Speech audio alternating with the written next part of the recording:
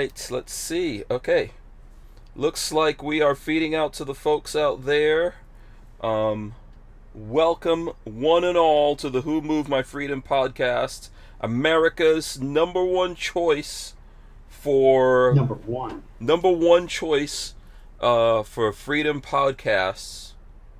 When when you ask, I'm trying to think of something right now. When you ask the prisoners, when you ask all the prisoners in prison, the number one choice of freedom podcast, because those guys are actually dreaming of their freedom, right? So they must Yes, watch the Who Moved My Freedom podcast.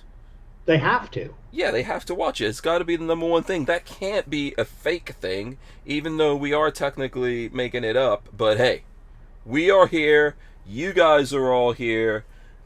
It's, as Lewis555 says, I guess it's Taco Tuesday. Should we name every day? That's a good question right there. Should we name every day? Should we do like Free for All Monday, uh, Taco Tuesday? I don't know. Tactical Taco Tuesday? I don't know. Just make a day for every day. Wet Wednesdays? Oh, I like wet Yeah. Wednesdays. Yeah, I don't know. But Thought I guess it Thought depends on Thursdays. who it I don't know. is. Yeah, Yeah. exactly. Thought Thursdays. I don't know. Uh, Friendly Fridays. I have no idea, but you guys can let us know. Let us know right now if you have ideas for that. Also, obviously, it's getting harder and harder around here to come up with our own accolades. Sometimes in life, you have to give your own self accolades. And if you've got some awesome accolades for us, they don't need to be real. They could be totally fabricated, not fabricated. We appreciate all of that. Let us know. First thing I want to remind everyone of as we're getting into all of this, go to hankstrange.com, of course. Smash the thumbs ups here on the video. If you're watching the video, if you're listening to this, share it. Whatever you guys can do, it all helps. But on hankstrange.com, Lola's got the email list. She's got Lola's deals on there. You guys can save some money and help us get a couple of shekels by going there. Oh, here's one. Here's one. This is from Appalachian Gunrunner, and I'm going to give him the applause for this, even though I haven't read it yet. Appalachian Gunrunner says, "Get ready for a really big shoe. Coming to you live from an apocalypse van. Uh, It went Van away. hosted by the sexiest man alive with a mohawk, run by his lovely wife, and host to many colorful guests." At that point, I will put Richard Hoffman up there. Yeah, I guess we could say he's colorful. So we're gonna jump into this. Big shout out to Barnauls, makers of performance steel ammunition. Look, I've got some 9mm here. I'm even gonna open up the precious. Open it up. Oh, some 9mm. There we go. Oh, Ooh. be jealous. 9mm in the house. Can you guys even? I don't know if you guys can even see It's this. out of focus. Yeah, it's never gonna be in focus here either. There we There go. it is. Boom. Nine Hold millimeter. still. 9mm. 9mm. Okay, so let's get this all kicked off here. Uh, Here we go. Welcome back to the Hank Strange Sure, you situation. guys hit that Lifestyles subscribe of button, locked smash and the loaded. thumbs ups, ring the bell so you can be notified every time we go live. Ding ding ding ding ding ding Ding, ding, ding, ding, ding, We ding, gotta ding, make it up. ding. Yeah, we don't have Walt here, so we don't have any of the sound effects. I'm dropping ammo. Cannot drop the ammo. Don't drop the soap or the ammo if you're in Yes. prison. It's good news. Well, okay, don't drop the soap, but if you have ammo in there, uh, Yeah. I don't know what to You, say. you might be able to buy some favors. Yeah, yeah. Um, so Like, let's don't see. pop me in the keister. Right, absolutely. Make sure you guys share this out there if you can. We appreciate all of that. This is episode 759 of the Who Moved My Freedom podcast. My host, there he is, the man, the myth, the legend, Run DM Richard Hoffman of BWE It's Firearms. more like, well, I would say it's more like got the runs, Oh Richard boy. Hoffman. But I can't get the runs anymore because I poop in a Uh, bag now. Oh boy, that's yeah. How you feeling? How's life treating you, man? Man, I am feeling really good. You I are? mean, Okay. considering I've got cancer, I haven't felt this good in probably 5 or 10 years. Really? They have you hopped up on Uh, some drugs? What's going on? no, they got my hemoglobin when I went in was at a 5, Mm-hmm. and I'm just over 12. I think 12.2 now. Mm-hmm. And that's the stuff that gives all your organs oxygen in your blood. Mm-hmm. And so the only thing I can figure, is that because I'm getting oxygen to all my organs, including my noggin, Mm-hmm. uh, I just feel energized. I've been coming out here. They finally cleared me last week to work in the shop. Okay. And, I came out here and I've been working all day long and going in, eating dinner, coming back out and working another 4 hours or so. Wow. Okay. So I'm starting to get some stuff done. Yeah, so you're getting in like half a day's pretty much, right? Half a day's. Oh, I'm getting in a full 8 to 9 hours in the Okay. shop. All right. And then I've got all the stuff inside, emails and phone calls and all Mm-hmm. that other crap that, Mm-hmm. takes up hours and hours to do. Mm-hmm. So for all the But folks who are waiting patiently to get their hands on some yes, BWE goodies, stuff's yes, on the way, right? things are starting to. I'm starting to get some stuff done. Awesome, awesome. We got a super chat here. Let's throw it up there and smash Money, the. money, money, money, money. Money. There you go. There you go. That always makes you laugh. Shout out to Gorillas and Guns. We got $2 from Flying Rich. He says, let's see what he put up here. Flying Rich says, BWE Firearms is my favorite Richard. Yeah. He means his favorite dick, but Yeah. Yes. that's Well, what he really means. But yeah. he's Yeah. trying to be nice. Yeah. Yeah. Well, you would be Richard and he would be a dick. I don't know. I think I'm a dick a lot of the time. Yeah, yeah, aren't we all? Aren't we all? Armament and Axis says, what does BWE stand for anyway? It actually stands for Brayton, which is my grandfather's last name, who was one of the people who got me into shooting. Mm-hmm. Wiggin, who is my blood father's last name. Okay. I was born a Wiggin, Mm-hmm. and then I was adopted by my stepfather. Mm-hmm. And Everett, who's my mom's new husband, who helped me financially to get BWE started. Yeah. How many daddies did you have? We should call this the Who Is My Daddy episode. Oh my God, how many daddies did I have? I'm telling you. I'm sure there was some sugar daddies mixed in there, but two. I don't want to put any of your business out there if you don't want it out there. I had 3 official daddies that Really? were all married to my mom. Whoa. Is that something that could be spoken about, or? Yeah, I mean, How did that happen? it's like all my parents, and I'm talking all my parents, Mm-hmm. they all get married like 3 times Oh, so wow. far. Yeah. So, it just keeps going on and on and on, Mm-hmm. Yeah. You're It like that freak- old school. You're old school. You know when people say now, oh, I got 2 daddies or 3 daddies. I don't know what's going on in the Yeah. world. But you're old school on that, I guess. Oh, yeah, I'm old school on that. Wow. I don't even know how many mamas I got. I gave up counting a long time ago. Wow. Okay. So, did you get a lot of presents? I'm trying to figure No. out. Was this beneficial?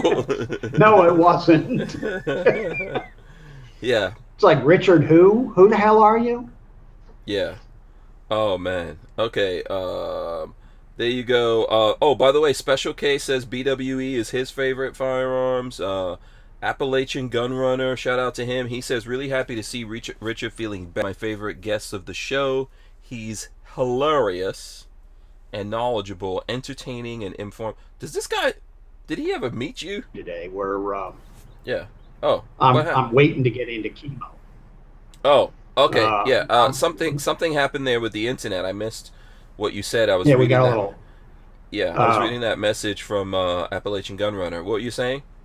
yeah, tonight could have been an interesting show because I'm waiting to start my chemo treatments, and we're Mm-hmm. waiting on the damn insurance company to approve all the drugs. They've approved two of the four they're gonna shoot into me, Mm-hmm. and we're waiting on them to approve the other two. And we were hoping they'd have it approved so I could start today. So, Mm-hmm. well, that didn't happen. So, Okay. Okay. bastards. I Yeah. want to get this thing. Let's get it rocking and rolling and Yeah. get it over with. Yeah. Hopefully we'll get it. You know what? If you could just center yourself a little bit, since it's me and you, the two of us here. Yeah, when I'm going to the That way? split screen. Yeah. Yeah. I Okay. don't know if you could move the cam. There we go. Boom. I see some There we beautiful, beautiful guns behind you, by the way. Yes. Let's Which way do I some got to very move good, that way. some very good Uh, awesomeness back there. Now your head looks like it's in that machine behind you. Yeah. Ah! Here, wait a uh, minute. Can I do this? Wait a minute. Can you I could touch the reach? machine. You could touch the machine.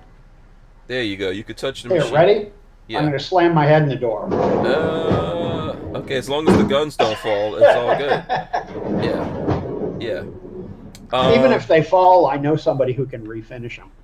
yeah, well, that's true. There you go. He's kind of a jackass, but Night Train says third time is a charm. By the way, shout out to Night Train. I think, let me see who else. Everyone's commenting on that. Oh, Chris Bullis says, my dad was married 3 times. There you go. Rain says, looking good, Richard. Oh, these guys. You know what? I didn't realize you were so such attractive. a superstar. Yeah, so attractive to Yeah. the very macho dudes out there, you know. Well, if they want to see how bad it was, all they need to do is go to those videos. Mhm. You posted the Uzi video Mhm. from when I was up there last, Mhm. and I think was I in the STG video?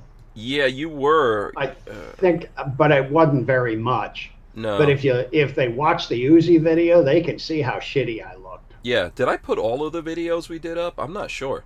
There was something. I don't think you have. No, because I think there's some other guns you were shooting. There was something else you were testing here that I did video of. Yeah. I need to go back. Oh man, my editing list or whatever is too long. Yeah. I don't even want to see.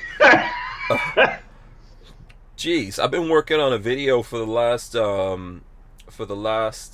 couple of days, but which more than likely, I don't want to get too in depth into it, but more than likely people will not see on my channel, but they'll see somewhere else. So I've been working on that. It's just like a ton of things to edit. So Armament and Axis says, did you see they launched a Starlink satellite today? I think Walter was telling me that earlier. Yeah.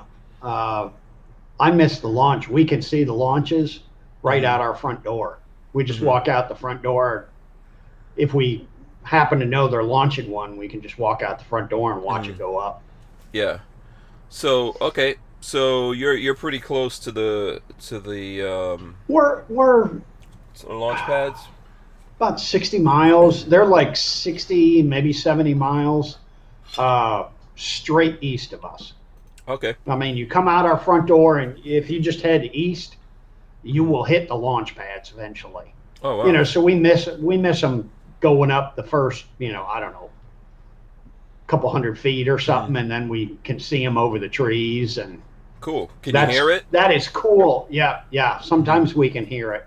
That's cool at night Oh wow. Nice. Okay. when they blast those off. Yeah. Uh, Yeah. So and the go ahead. Listen. go ahead. No, I'm listening. When they were still running the space shuttle, Mm-hmm. when they landed here, it came in on approach right over our house. And you get the sweet. sonic booms from the space shuttle going by. Nice. It's like the first couple of times, what the hell was that? Oh, it's a space shuttle. Wow. Okay. Shout out to Edward Andrews out there. Kathy Music Lover says, I can see, what is this? I can see Alaska from my house. So she's Sarah Palin, basically. Yeah. Lewis 555 says, my dad got married 7 times and I have 8 brothers, all different mom. Damn. Boom, badassery right there. Because, you know, his dad was a player. Would you ever do that? Would you do that? I know you got a couple of kids. Would you, you know, if you could actually survive having, you know, seven different wives? No. Would you? No. Mickey and I have been married for 33 years. We just figured, well, it'll be 33 years in October. Wow, congratulations. And we've both talked about it, and it's like, we don't care if we get divorced or one of us dies. Screw that. We're not getting married again. Yeah. Tools and Targets. I don't know. I would have to check this. Tools and Targets says, am I the only one who misread the stream title as BBW?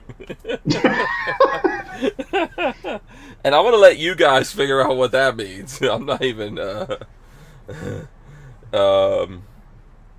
Big bottomed women. Yeah, that's one of the interpretations. Yeah. Let's see. Yeah, so that's listen, man, I think, you know, as long as you've got brothers and stuff like that, that's awesome. You know, it doesn't matter how it goes out. You know, everyone's got this little complications in their thing, you know. Oh yeah. Yeah. I have no Chris Bullis says, I have 4 kids with 2 different mamas. Okay. That's another thing. That's different from getting married 7 times. Yeah. Like, you know, as long as you... Here's my thing. I don't even think most people should even get married. Okay? I really don't think that. I'm very fortunate that I met Lola, obviously, and I got married. I never thought I was gonna get married. But I think you should have as many babies as you could afford. Neither did your parents. No, I'm pretty sure they didn't. You know, I'm probably the one person I've probably been married out of my siblings the longest. And yeah, I think my sister's still married. But you know, my people don't do marriage very well. That's the best way to put that, I guess. But here's what I think. I think a dude should have as many kids as he could afford to take care of. You know, if you could, then that would be 0. If you're broke and you can't take care of kids, don't have any. Yeah. If you have money, like if I was a billionaire or something, instead of being like Bill Gates, I'll try to be like Genghis Khan. I want to have all the babies.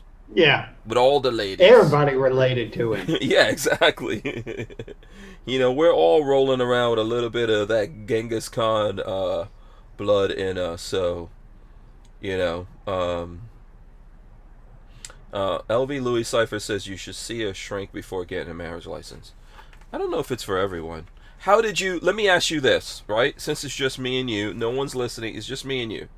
I don't know if there's people out there. I don't see the thumbs up, so they're going to have to smash those thumbs ups to let us know they're out there. And by the way, if you guys want to ask Richard questions, please feel free to ask us questions. We will answer those questions. But here's my question. Maybe you'll answer them. Okay. So what was it that, like, when you met your wife, what made you... Did you immediately know, like, hey, I want to get married to this chick, or how, you know? Yeah, it was that goddamn miniskirt she was wearing. Oh, that's a plaid miniskirt. That's it. Playing pool. It's like, that's it. Is that the trick? It is with me, you know. Yeah. See, John Tram is with me. He should have a whole bunch of kids. And Tools and Target says, me and my wife got married after 12 years together, mainly for the financial stuff. If one of us kicked the bucket. Understood. So how long were you guys together before you got married? About a year. Oh, a year? Oh, wow. Okay. Yeah, it was a little under a year, I think. Mm-hmm. And we got married. Everybody, oh, you're crazy. You're not going to be together in 2 years. And the funny thing is, it was my parents. Or whichever set of parents were like, well, you're never going to last. You got to date for much longer.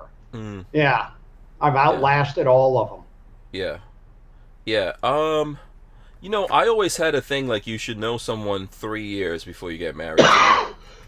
So, but that's for me personally. I got to make sure I could actually deal with you.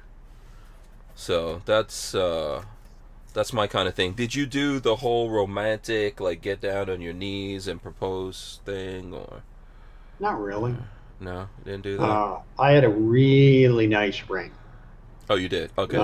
Yeah, I got a diamond from my great grandmother.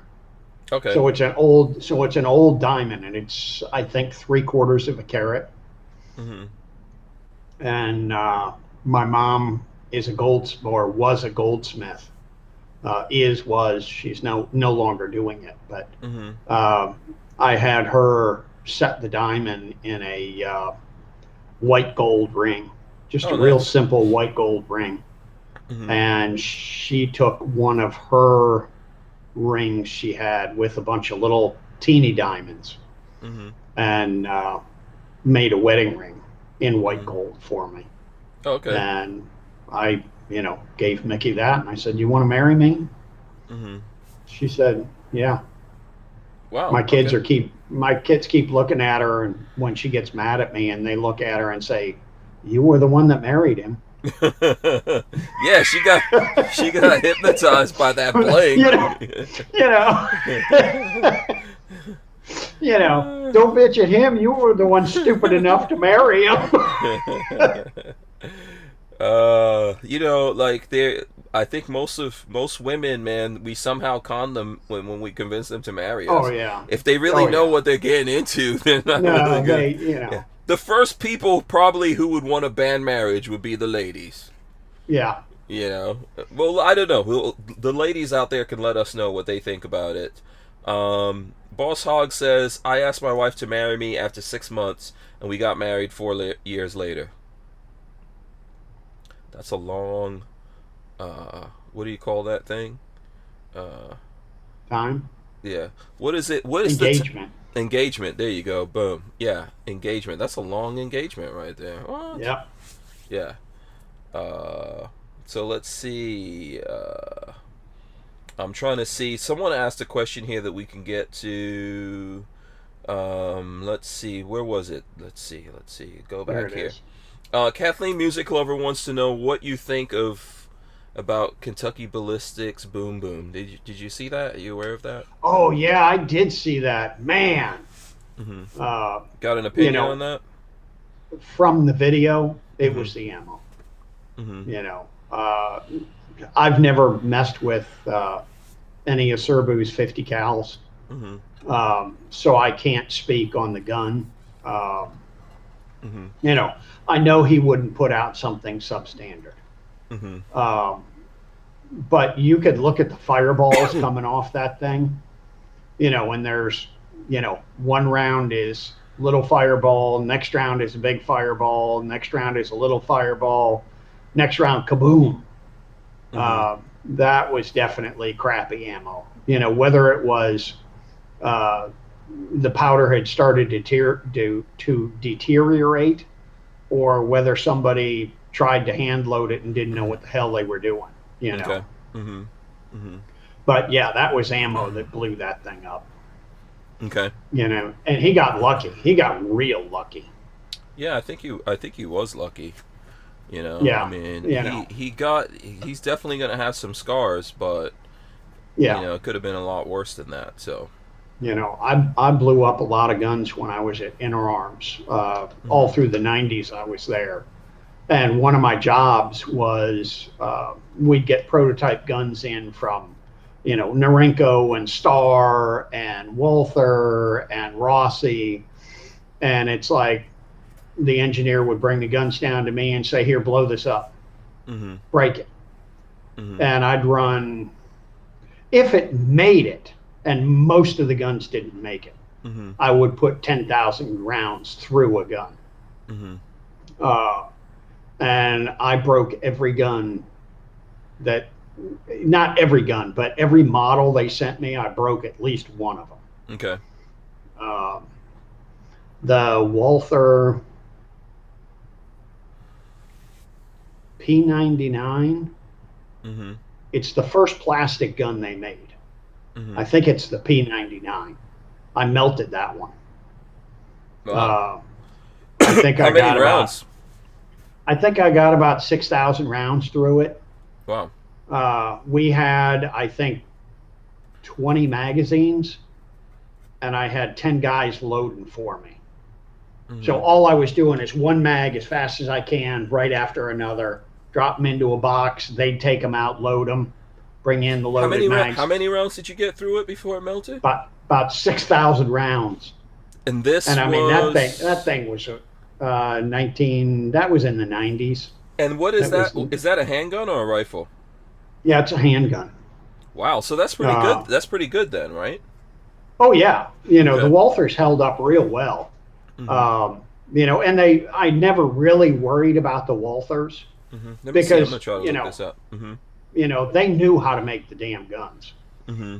But that was the first plastic framed gun they made, and that's I think the only other thing out there was Glock at the time. Mm-hmm. And we just got that thing so hot that it started to the extension on the front under the barrel just started to droop. You said it was the Walther P99? I think it was the P99 is the plastic one. Was their first plastic one. Okay. Yeah, I'm not familiar with it. Maybe someone will tell us here in the chat. So I see there's a lot of airsoft versions of them when I'm looking it up, so I don't know. Yeah. Maybe is it okay? And it was available. Yeah, that's it. The P99. Yeah. Okay, P99. Huh. Yep.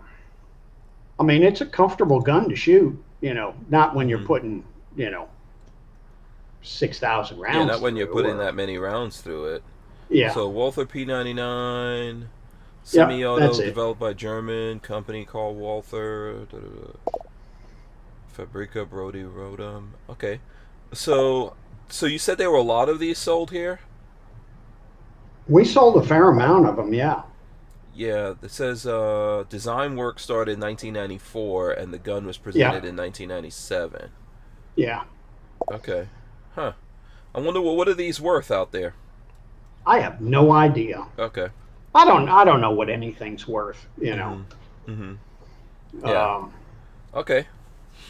But yeah, that's the only thing I did on the Walther was melt that, that front extension.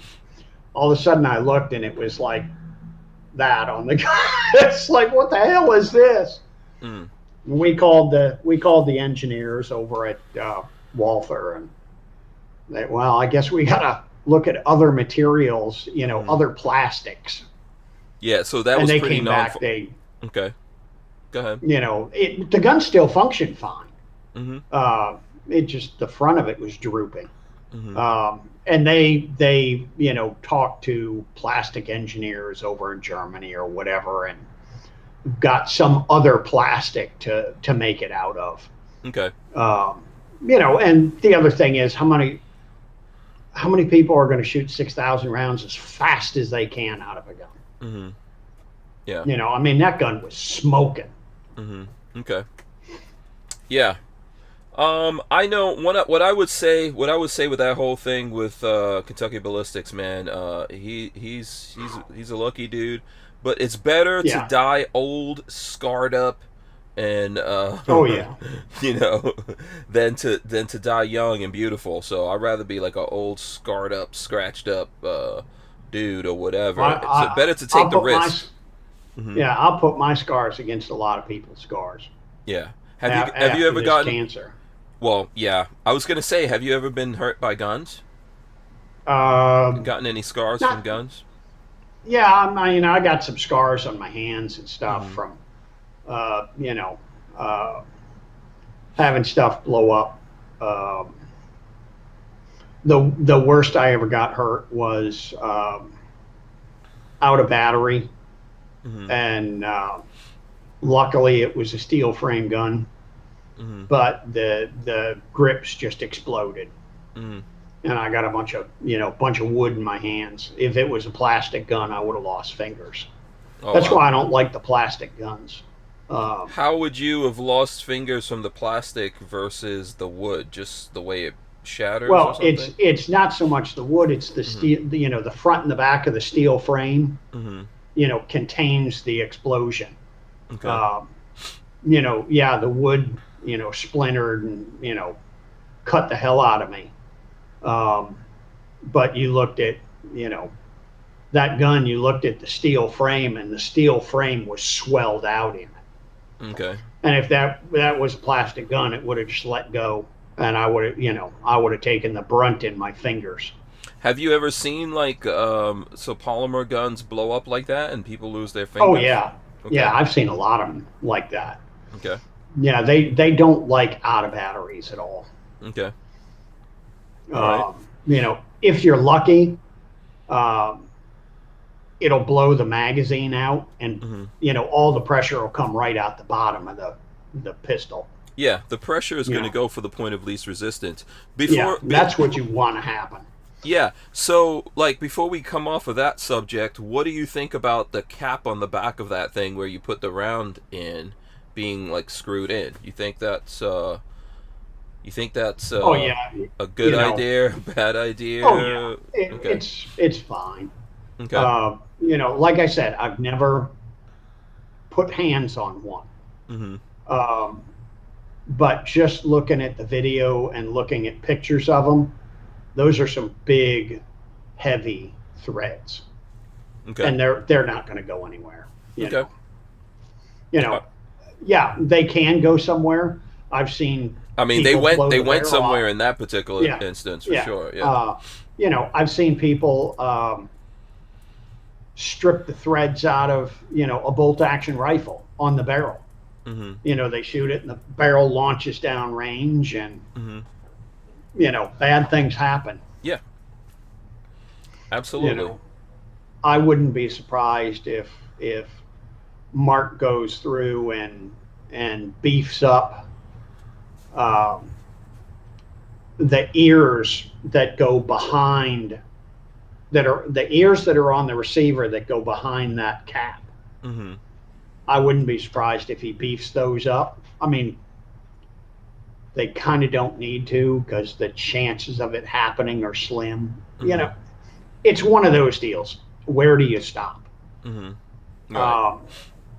You And I know, think, as but I people have wouldn't- said, the thing is, like, I think you said it, shooting that particular round in there with a muzzle device on there, that the plastic part, I guess, Yeah. of that round can get stuck on and all that kind of stuff. Not necessarily. Yeah. And people need to be careful of, especially now, who they get ammo from. Mm-hmm. I will only shoot my reloads. Okay. I will not shoot anybody else's reloads. I don't trust people enough. Mm-hmm. And factory ammo, and I've seen a shit ton of bad factory ammo. Mm-hmm. And a lot of that comes from when I was at Inner Arms. I put the 10 years I was at Inner Arms, I think we sat down and figured out how much ammo we all went through. And I was putting through, what was it, 1 million or 2 million rounds a year. Wow. Okay. Between testing the guns, the new guns that came in, and doing the gunsmithing, because every gun we did gunsmithing on got 2 magazines run through it. Mm-hmm. At least 2 magazines. So, I've seen all kinds of funky ammo. I've seen, factory rounds where the primer was in backwards. I've seen squib rounds where there's no or little powder in the factory rounds. And it's just, when you're making that much ammo, shit happens. Yeah. And ultimately, stuff's gonna happen. Yeah. I have this question from Jen. I'm sorry, go ahead, finish. Go ahead. No, go ahead. No, I was going to say, Jen Champ has this question. It's a little crazy. He says, I got a question for Richard. Can you make my wheel gun full auto? Question mark. Where do I find 100 round clips for it? So that's from Jen Champ Jr. I keep thinking there is somebody developed a revolver that was full auto. You know, you'd pull the trigger and the first round, it was turn of the century. You'd pull the trigger and the cylinder would turn and fire the first round. And then there was a little lever on the front that would bleed off a little bit of the gas. And the lever would cycle the cylinder and it would fire the rest of them. And I can't think of what it was. You know, and it might have been one of those, it was never made too. It was designed, you know, and patented, but never made. But sure, we can make a full auto revolver if you got enough money. Yeah. Even like for it to be fun, you would want to have a high magazine capacity, right? Oh yeah. Yeah. You'd want one of those. I mean, 6 rounds. 9-shot 22 revolvers. 6 rounds. It's like I shot that Ruger Mark. What was it? A Mark III? There's a Ruger Mark III that I shot that was full auto and suppressed. It's in a video. Yeah, it's just like just a little like that. What just happened? You know. Well, it's like that damn micro Uzi I brought up that we were shooting. Oh yeah. You know, oh my God. What was the rate of fire on that? It's right around 2,000 rounds a minute. But what's your biggest magazine that you 40 rounds. 40? Okay. Yeah. Okay. Yeah, they don't last long. Most of this factory magazine, the biggest mag is 32 rounds. Oh, okay. Okay. But I've got some with like extensions on it that I'm working on that I can get 40 Go ahead, rounds show in. that again. Oh, okay. Oh, look at that. Wait, you're working on the extensions? Yeah, I'm working on the extensions. Oh, when is that coming out? As soon as I can get everything figured out with 3D printing, because I got to teach myself 3D printing first. Okay. But yeah, I'm working on an extension because now 32 round Uzi mags are drying up. You can still get the 25 rounders, but nobody wants to use the 25 rounders, so they're cheap. So I thought, well, I can make a magazine extension. I've got a boatload of 32 round mag springs. And I can make a kit so people can get a 15 round magazine, use the 32 round spring and my mag extension, and it'll be 40 rounds. Okay. I wonder if you can go belt fed on a Uzi. Uzi would probably be one of the easier guns to do because the top cover comes off. Right. So you could make a whole new top part for it. Yeah, slap it in there. Yeah. And belt.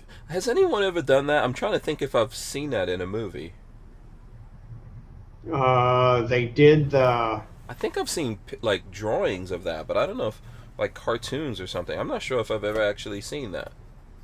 I think the only one I can think of in 9mm is that upper for the M16 AR-15. Is that Flight? What's the name of that company? I forgot the name.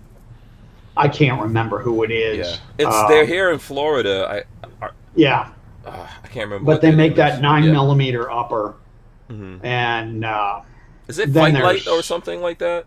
Something like that. Yeah. And then there's the 22 belt fed uppers are a hoot. Of course, they're not making them anymore, but I don't think I've ever shot that.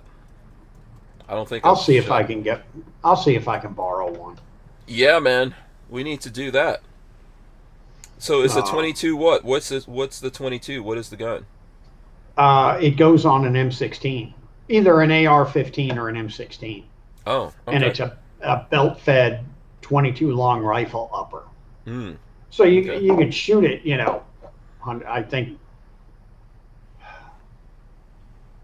I think the biggest belt they make is 250 rounds, Hmm. Okay. and Yeah. it's just a whole lot of fun to shoot. Yeah. Let's see. Let's go to American Freedom Outdoors says BWE. He says PWE, but it's BWE. I pee Um, a lot. yeah. Yeah. I'm getting Um, old. yeah, aren't we all? Aren't we all? He says, is that an AK-47 or AK-74 in the background? That is a Romanian AK. I guess it would be a 47. Uh, Mm-hmm. 22 long rifle trainer Mm-hmm. that I'm trying to get to run full auto Mm-hmm. because the trainers were semi-auto, Mm-hmm.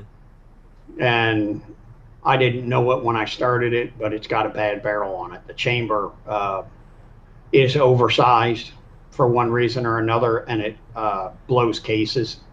Okay. And I'm trying to get it to run. I got to fix that and then Mm-hmm. get it all fixed up so we'll have a 22 full auto AK. Okay. Very nice. Walter is the only person I know so far that has one of those, but it's fun, man. Oh 20, yeah, I 22. love full auto 22s. Yeah. Anything. You can Yeah. afford to shoot them. Yeah. 22s, man.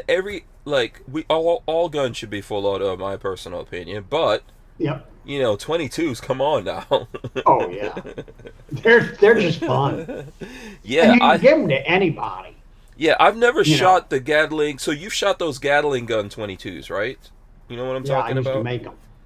Oh, okay, that's right. Yeah, you did used to make Yep. those.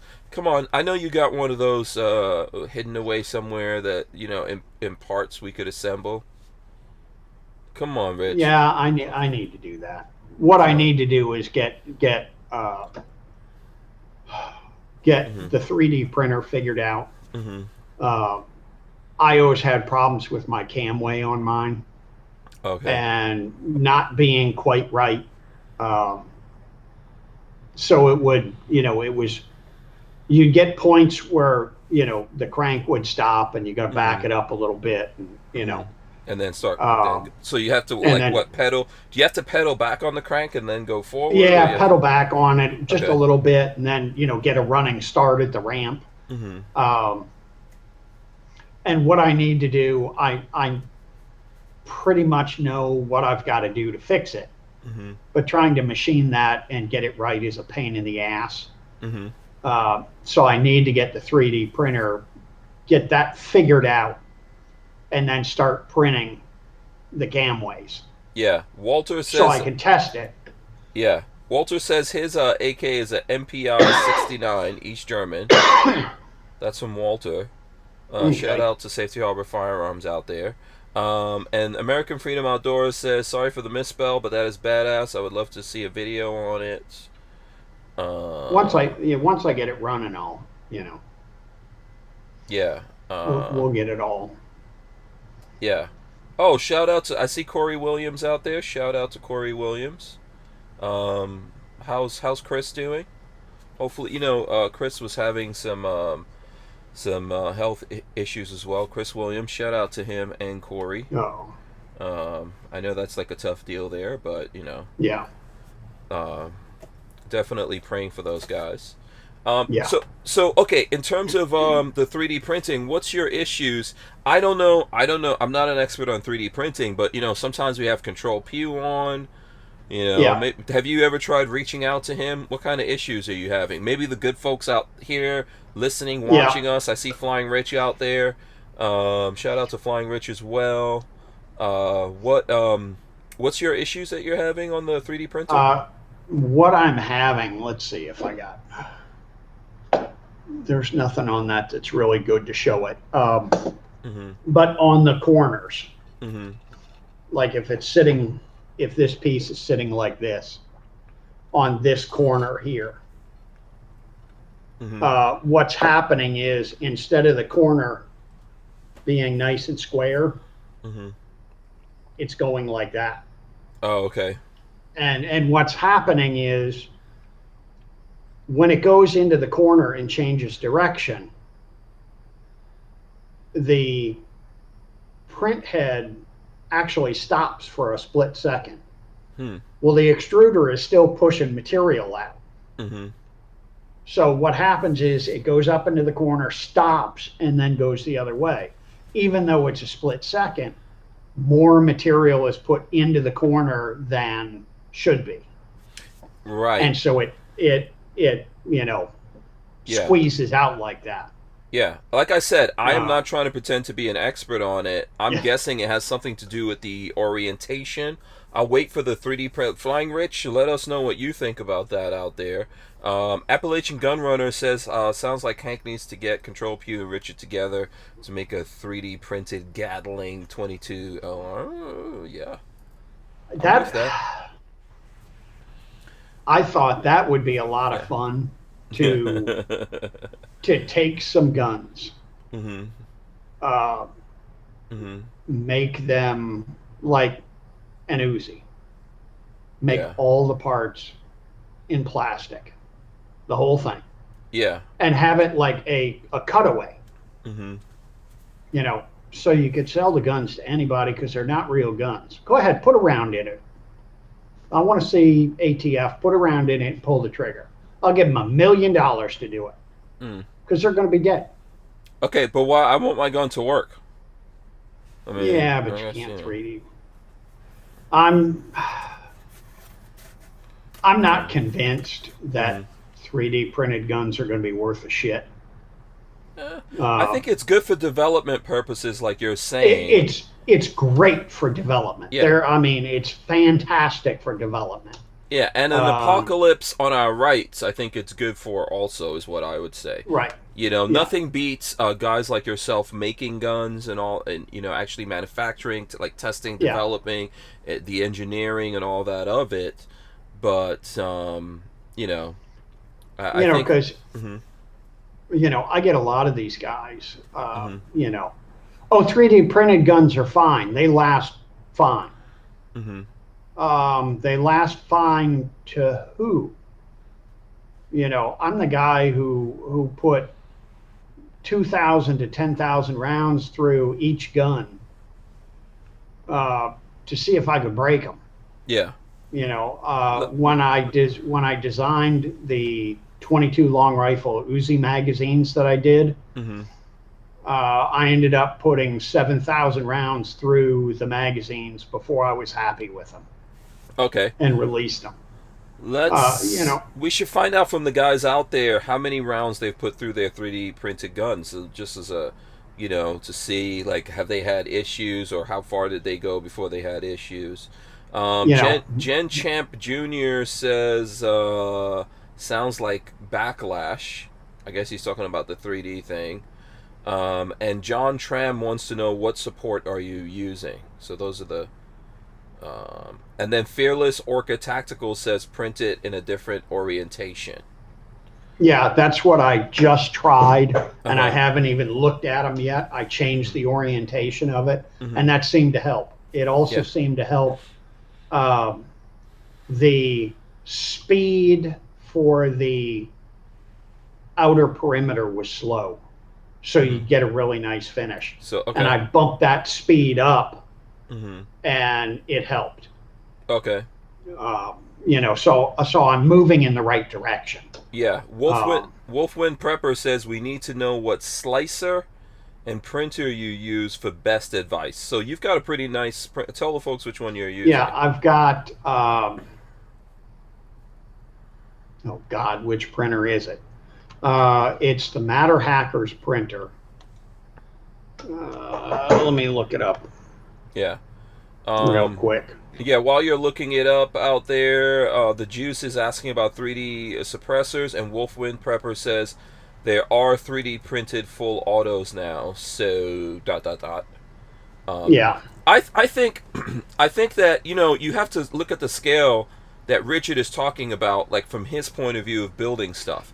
I think 3D Yeah. printers are amazing and revolutionary, especially in the hands of individuals, because of you could push boundaries and come up with things. But I think Rich is talking about in terms of making those things really bulletproof, pun intended here, that it can really Yeah. handle the stresses, the heat, all the different things that it goes through. But I believe we're going to move in that direction. I don't know how long it's going to be before we can start 3D printing better materials, more metal-based things and all that. But I Yeah. think we're And, going to have you super know, polymers and stuff like that, right? yeah. And that's the thing. That's what Mm-hmm. they need to come up with is Mm-hmm. like super polymers and all that, which Mm-hmm. is coming. Mm-hmm. Because I look at it, if I design a gun to be 3D printed, Mm-hmm. before I release that design or sell that gun or whatever I'm going to do with it, Mm-hmm. I have to take one of them, at least one of them, and it has to survive 10,000 rounds. Mm-hmm. Period. If it doesn't survive 10,000 rounds, to me, it's a failure. Yeah. Now, if you're printing a 3D gun for yourself, hey, if it goes 500 rounds, great. You just print another one. Mm-hmm. I'm looking at it from the manufacturing side, not from, I want to print a gun. Mm-hmm. Which is, and I understand it's a totally different, way of looking at things. Mm-hmm. I would love to get to the point where I can sit here and have a bank of printers and print out every part or most of the parts for a gun and assemble them and sell them as finished guns. Yeah. So to some extent, It's a we long have way that. off. Right, yes, I think it is. Well, I don't know if it's a long way off in terms. Well, it depends on how you look at time, right? Like, I think Yeah. 5 years is, in the evolution of guns, 5 years is not a long time. Like in 5 years in No. computer times, if you're looking at the evolution of computers, chips, etc., that is a long time. But I think in guns is not a long time. But I think it's already done a lot for rapid prototyping. There's lots of Yes. guns that we've seen that get developed through rapid prototyping, and it's great for that. I think there's already companies, like, because you've got the one Keltec's using, and they're Yep. making parts that are going Yeah, out of guns. they're making parts that are going in some of their guns. Yeah, so what is this? DCG 44s. I don't know if you answered this already in the chat. By the way, everyone out there, smash the thumbs ups, okay? We need and appreciate all the thumbs ups that you guys can do. He says, hold on, let me see. Let me get this up here. Wait, where did it go? Okay. Do you remember an imported 32 ACP rifle that kind of looked like AR-15? I could break open the books and probably find it, but I'm too lazy. Okay, DCG 44s. Thank you. We'll see if Richard knows about that one. And Walter says... I kind of remember something like that. Yeah, Walter says he just sold the 22LR version of that. What is it? What is it? Someone will let us know. John Doe says 3D printers are cool, but the quality of the consumer printer is just not there yet. The plastic is very brittle. Oh, Walter is saying it's... Go ahead, sorry. Oh, a Jaeger. A Jaeger. He says it's a Jaeger. Mm-hmm. And Walt says he has a pulse printer and using the matter control slicer. Oh, that's you. Yeah. That's you. That's BWE. That's me. Yeah. That's BWE saying that. And it's at the very top end of the consumer printers and the very bottom end of the industrial printers.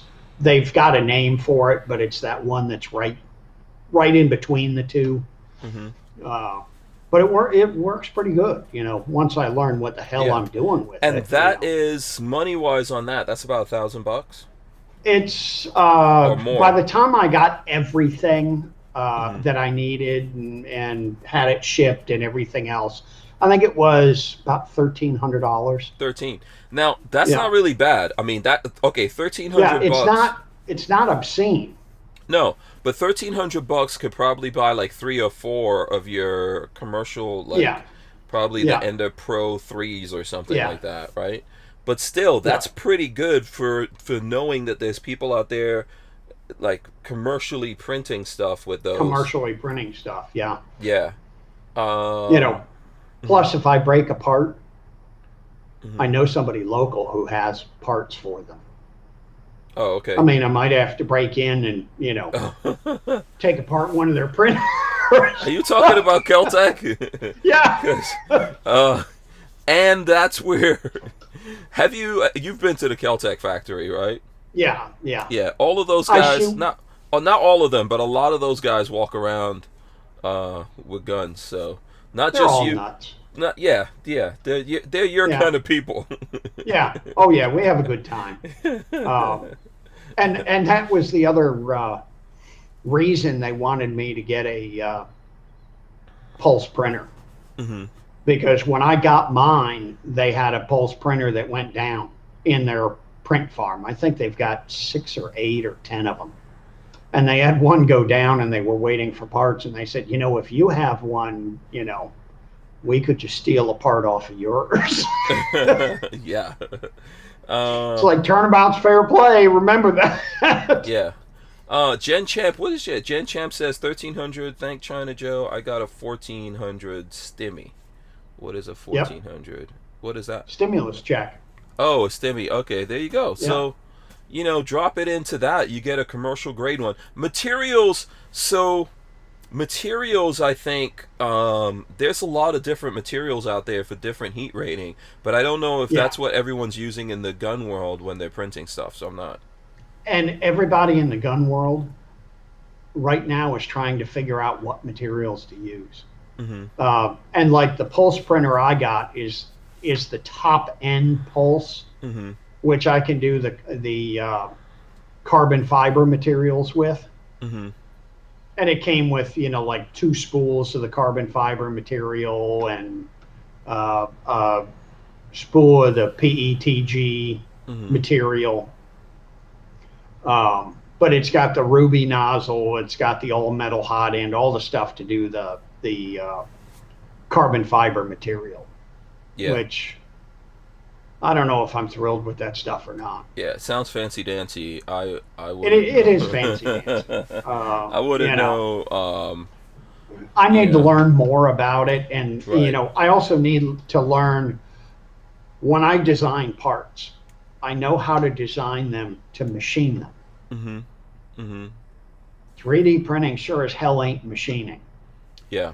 because I'm finding things. Well, I can't print it like that. Hmm. I can machine it like that, but I can't print it like that.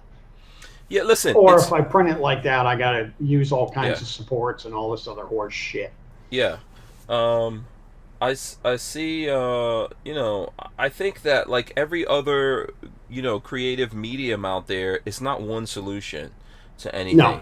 So I've seen no. artists that would like there was an artist that I was working on a documentary with, and he would sketch something out. He would sketch it out in pencil or paint it in paint and then take it into a computer and then airbrush it. There's like Hmm. things go through Yeah, different mediums. So I can see how even with 3D printing, you're going to use lots of different mediums. Maybe people would use it just to make molds of things or temporary molds and stuff like that, because yeah. that's a big problem I think in firearms productions. A lot Mold of time making is. it's expensive. Yeah. Yeah, and I they leave. know. Hmm. I know at least for the last 8 years, Hmm. uh, Pine Tree Casting, which is owned by Ruger, it's Hmm. Ruger's casting facility. Hmm. About it was at least 8 years ago. Hmm.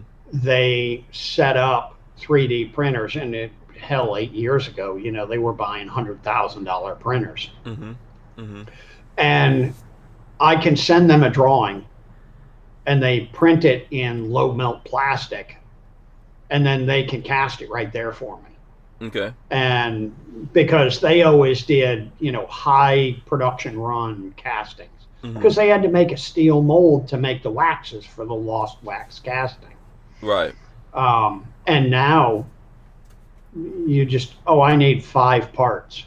And you send them the 3D model, they'll print it, the lost wax, they'll print that, and then they do lost wax casting on it. Yeah. Have you ever done the lost wax thing? Yes, I did it with my mom. Oh, really? In jewelry stuff? In jewelry. Actually, cool. I don't think I did it with my mom. I was a young kid when she went to art school. And every once in a while, when I didn't have school or something and she did, I ended up with going to class, school with her. And I always ended up in her professor's office. The hell was his name? Jack Schlunt, I think. And he would do all kinds of cool stuff with me, and he was a great goldsmith. Okay. And the one day he was doing lost wax casting, and he's like, "Come on, I'll teach you how to do it." That's cool. Yeah, I've always wanted to do it. My father wrote his master's thesis on the lost wax process, because he got a master's in metallurgical engineering, and and then also, that was developed in so when we went to live in Nigeria, he would always talk to me about it because it was developed in that part of the world. Yeah, it's been around a hell of a long time. Yeah, it was developed by Africans, and they used it on gold and a lot of different things. And I always wanted to do it, but my dad, being an engineer, was more of theoretical, talking about stuff and making me read the books and get into all that stuff. I want to do it. I want to do it.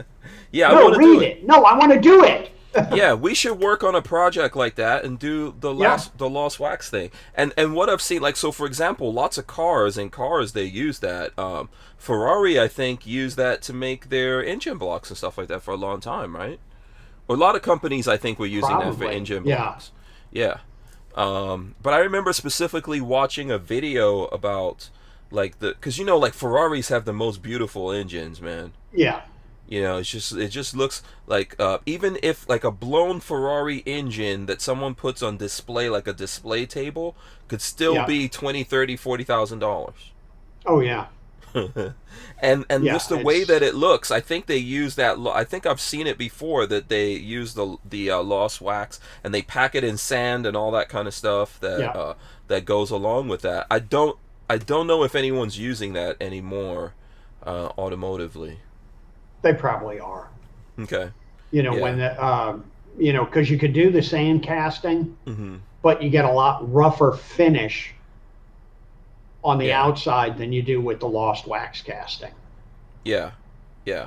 A lot of people talking about that. I would love to do I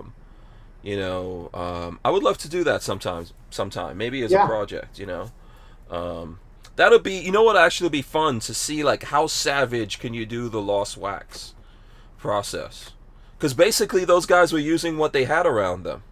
Yeah, I mean, as long as you can get a fire hot enough to melt whatever metal that you're casting, you could do it. Because now it's just, you could buy the ceramic coating. So you just print, figure out you get a roll of the low melt plastic, and you print whatever you want cast, and then just mix up a 5-gallon bucket of that ceramic, and you just keep dipping it in and out, like I don't know if you ever did it as a kid, making candles, where you take the string and you just do it in the wax, and you do it about 1 million times, and it builds up into a candle. Yeah. The lost wax is the same way with the ceramic, and then you just turn it upside down, heat the ceramic, melt the plastic out, and then pour your metal in.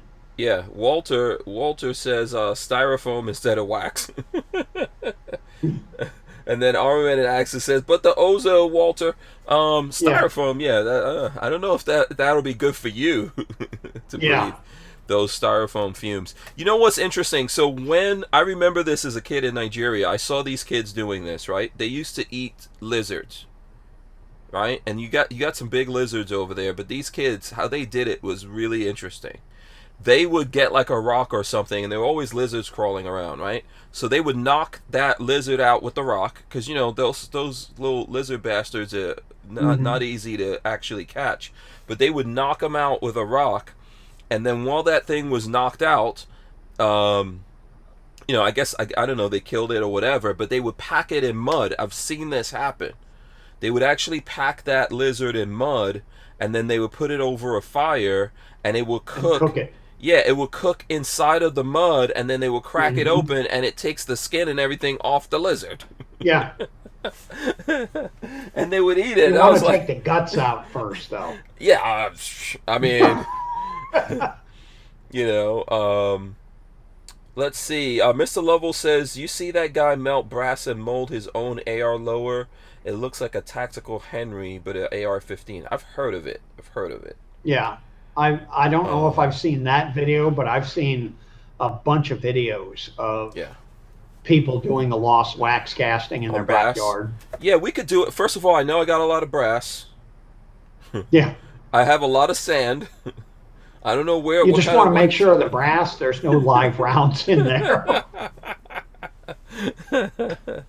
That's easy. Well, no, I don't know.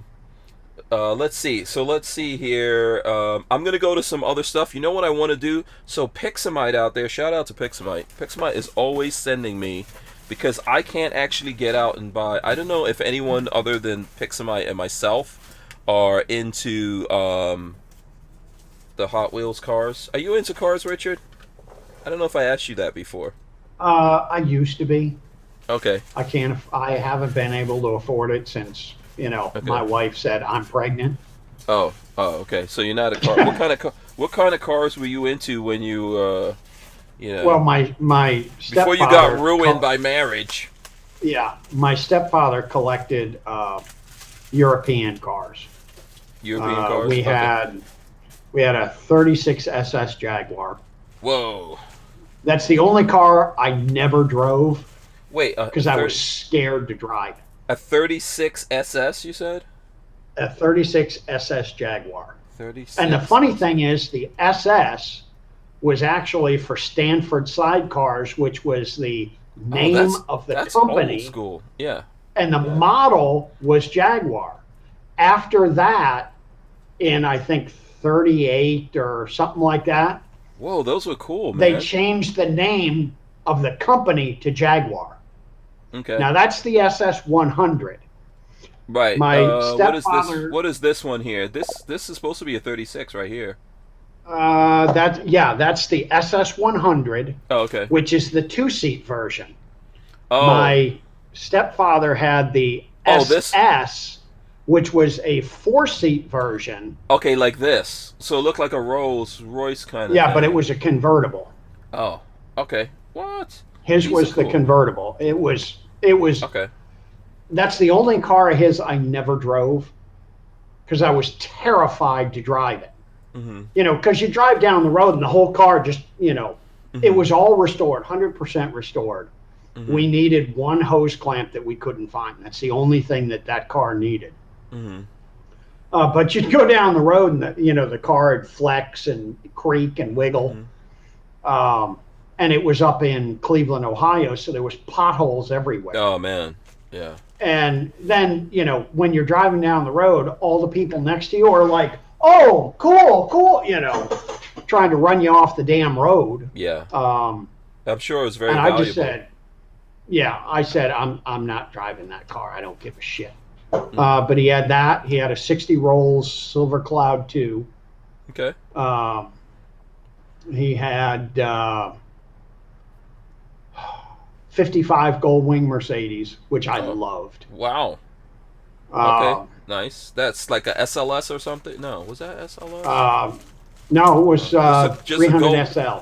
3. Okay, yeah. The gull wing with the doors Yeah. that open Yeah, up. but those were the really sought after ones, the first ones, I Yeah. think. Yeah. Yeah. Wow. Friend of ours had one of the aluminum bodied ones, which they only made 50 or 100 of them or Yeah. something. Space aged. Space aged. Yeah. Yeah. Funny story about that guy's aluminum bodied gull wing. Mm-hmm. He and his wife went to the Gull Wing Nationals. Mm-hmm. The one year. They went every year. But the one year they went, and they have drag races and they have road courses and everything else they do. And his wife said, I want to race the gull wing. Mm-hmm. And he's like, no, you can't race the gull wing. You know, you'll wreck it. Something will happen. No, you're not going to. I want to race the gull wing. So he said, okay. And he thought, what's the easiest race to race? And he said, drag race, 1/4 mile. What could go wrong? What could go wrong? So he gets her out there and he said, okay, you push in the clutch, you put it into first gear, run it, step on the gas, let the clutch out, run it up to red line, push in the clutch, shift gears, let out on the clutch. That's all you got to do till you're done. Mm-hmm. Okay, great. She wins the damn race. Mm. And as she's going down the drag strip, that car, he said, I thought the front end was going to come up off the ground every time she shifted. And he said, she just blew everybody's doors off. And when she gets done, he's like, what the hell did you do? I've never seen that car shift like that and just take off like that. He said, tell me exactly what you did. Well, I ran it up to red line, pushed in the clutch, changed gears, let out on the clutch. And he said, did you let off the gas when you shifted? And she said, no, you never told me to. She was using all all feet. Wow. That's called the beauty of ignorance. Yeah. That's also the guy who had a 67 GT40. Oh man. And was that's the first car. That was the first GT40s, wasn't it? Yeah, that was the original GT40s. His was raced at Le Mans. Wow. He found it over in Europe in boxes and bought it in pieces, in boxes, brought it back here, put it all back together. Wow. And when we would go to the car shows, the asshole never entered his cars for judging. But his cars were perfect because he did all the restorations himself. Mm-hmm. And he'd park his goddamn car right next to us every fucking time. Mm-hmm. And his cars were just, 100-point cars. Mm-hmm. Our cars were nice, but they weren't 100-point cars. Yeah, he was just saying, I don't need awards. I know I'm the best. He's like, I don't need an award. I'm going to park my car next to you. Nah. Yeah. So we had my mom, who was an artist. He had a really nice sign for the GT40 with the specs and when it was made and everything else. We had my mom do a sign exactly like it that said GT40 kit car, Briggs and Stratton motor, will do 60 miles an hour down a big hill. Mm-hmm. And just all kinds of stuff like that.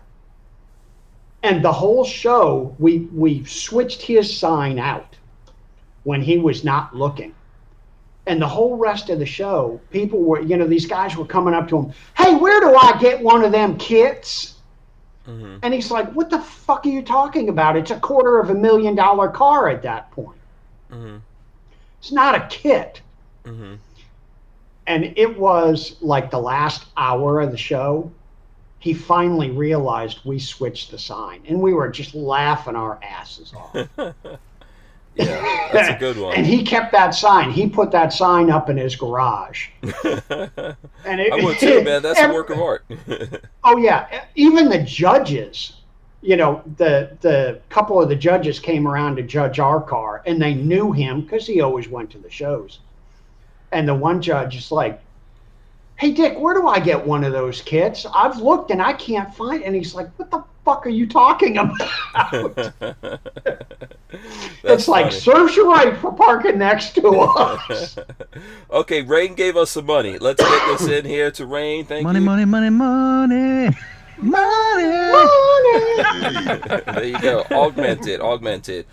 He gave us a couple of bucks here. He says, Richard, 9mm or 40 Smith & Wesson in this ammo pinch. So that's from Rain. What's your answer to that one? Nines. Well, I don't know. Is 40 easier to get now? I think it depends on where it is, but I don't know that 40. I don't know anything is easy to get necessarily. The folks out there will have to tell us what's easy, what you guys are finding easy to get, and what isn't. Okay, so listen, let me show these cars from Pixamite.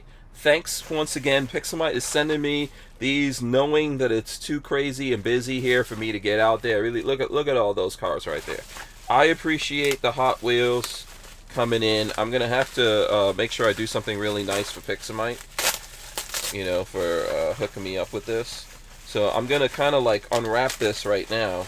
I mean, he really super packed these things in here, by the way. Probably steals them from his kids.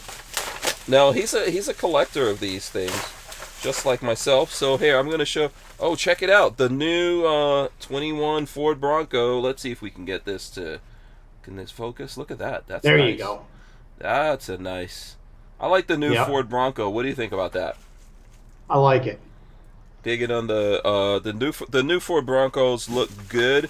I haven't actually seen that version of it out there. You were talking about a GT40. I'm not going to go through all of these and drive everyone crazy. Here, right here, there you go, GT40, right there. Beautiful car. That was an awesome car. Yeah, I would love to have one of those. I got to drive it too. Yeah, here is the old Ford Bronco, which I've seen these like at SEMA show. Like that's we've seen those out there. Let's see what we got here. Nissan R390 GTI. I've never even seen that in real life or even the toy. I haven't. Come on, focus, you savage focusing machine. There you go. Okay, boom. There you go. So that's cool. That was a nice one. I'm trying to look through this. Corvette is in here. Sprinter. Oh, here's the Lamborghini Urus. There you go, Richard. That's what you can get from me for my next birthday present. Oh, okay. Yeah. Not the just Hot Wheels, the real thing. Yeah, hold your breath for that one. Not the Hot Wheels, the real thing. Toyota Celica. Do you remember these? These are old school from the 70s. Toyota Celica. Yep. He says super cool on that one. Old school Toyota Celica. Very nice. Here's a Acura NSX. I like the Acura NSX, but it's not roomy enough for big dudes like me. Come on, focus. Boom. There you go.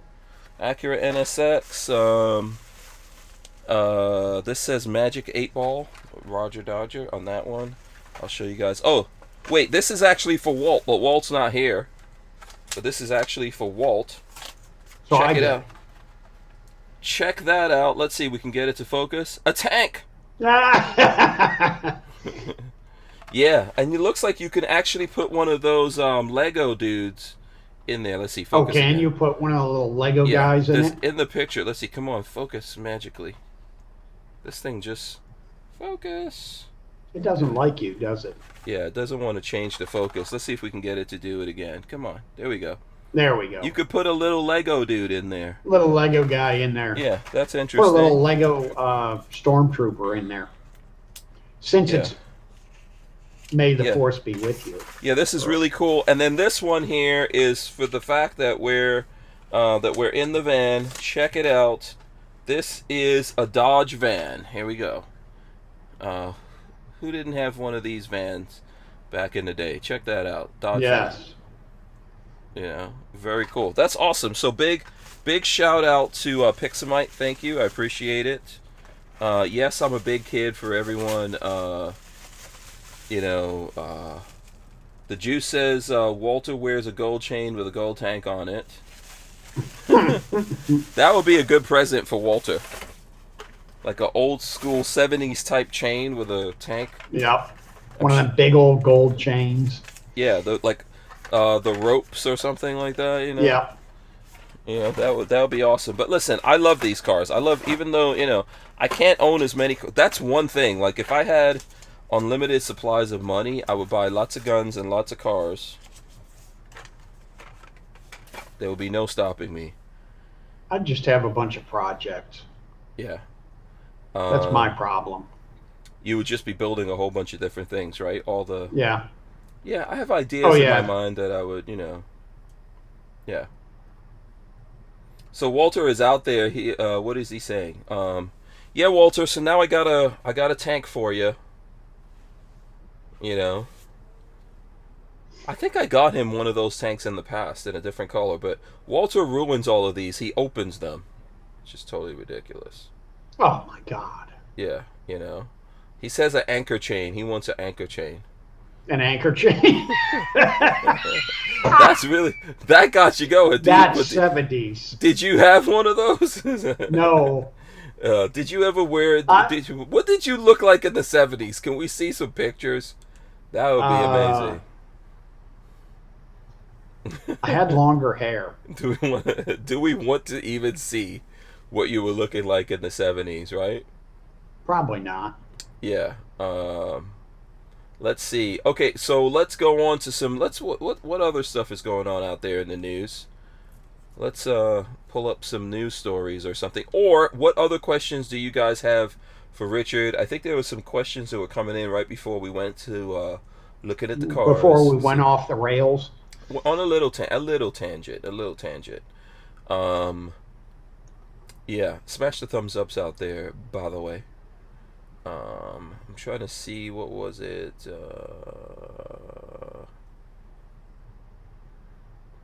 I'm trying to see what there was a question that someone asked about something. Where is it? I don't see it. Oh, Chris Bullis says, have you seen the Hot Wheels Audi R8 convertible, Hank? Yes, I have. They're very cool.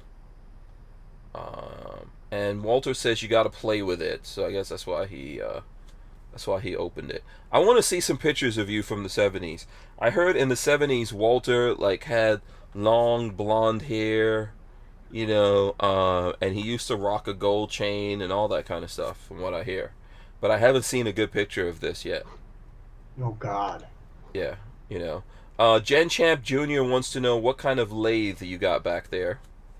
It's a track lathe, 1630, and that's a CNC tool room lathe, so I can use it either manual or CNC.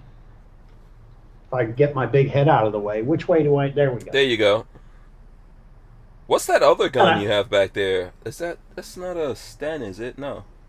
Is that a Sterling? Sten? It's a Sterling. Okay. Well, actually, since it's May the 4th be with you, it's a Star Wars blaster. Right, the fourth. Oh, yep. I was trying to avoid that whole fourth, May the 4th be with you thing. My wife wouldn't let me forget it. Yeah. She said, you got to say it on Hank's show. Mr. Lovell says you can't leave it in the box. These things are supposed to stay in the box. Come on now. When you take it out of the box, it loses all. Okay, I take some of them out of the box, but that's if I have 5 duplicates, then I'll take one out of the box. And under those circumstances. Boss Hog says, Hank, I have He says, Hank, I have a replica No Limit Records tank pendant. What?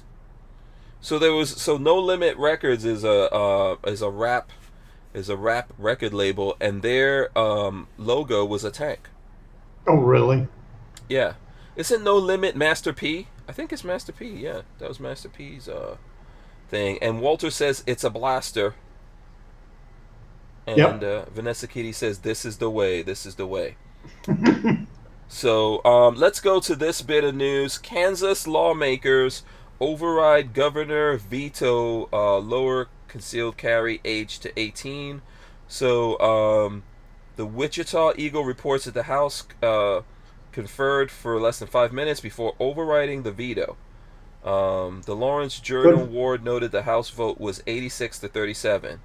So why would the Kansas? I'm trying to look here. I thought the Kansas, it says that Governor Kelly claims to be pro Second Amendment, but the Eagle noted campus carry has been a sticking point for her. When she vetoed the legislation lowering the concealed carry age, Kelly said, "We can respect and defend the rights of Kansas gun owners while also taking effective steps to keep our children and families safe." I don't really understand how that happens if the ones in college can't defend themselves. Yeah. So I guess she doesn't want to see that legislation. So it says legislation that allows more guns on campus is neither safe nor effective, and it will drive prospective students away. I don't believe that. But they overrode it. So what do you think about that? Yeah. I think it's good. Yeah. So it's got to be. So what happens when a governor like that vetoes something and then they override it? Then there doesn't have to. The governor doesn't have to sign it for it to become law. I'm assuming, right? Right, it's law. Yeah. Oh, good. Governor can go pound sand. Yeah. Right. Very cool.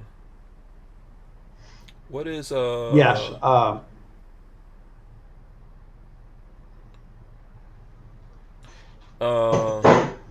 Wait, hold on.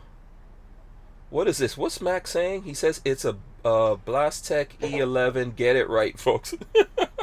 Yeah, and okay, the funny thing is about Lord. that Sterling, if you look at the paperwork, it says the model is Star Wars E11 blaster.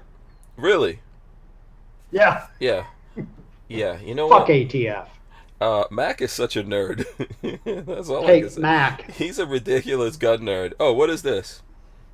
That is Mac's barrel I just finished teasing. for his MK760. Oh, wait, you're making a whole new barrel?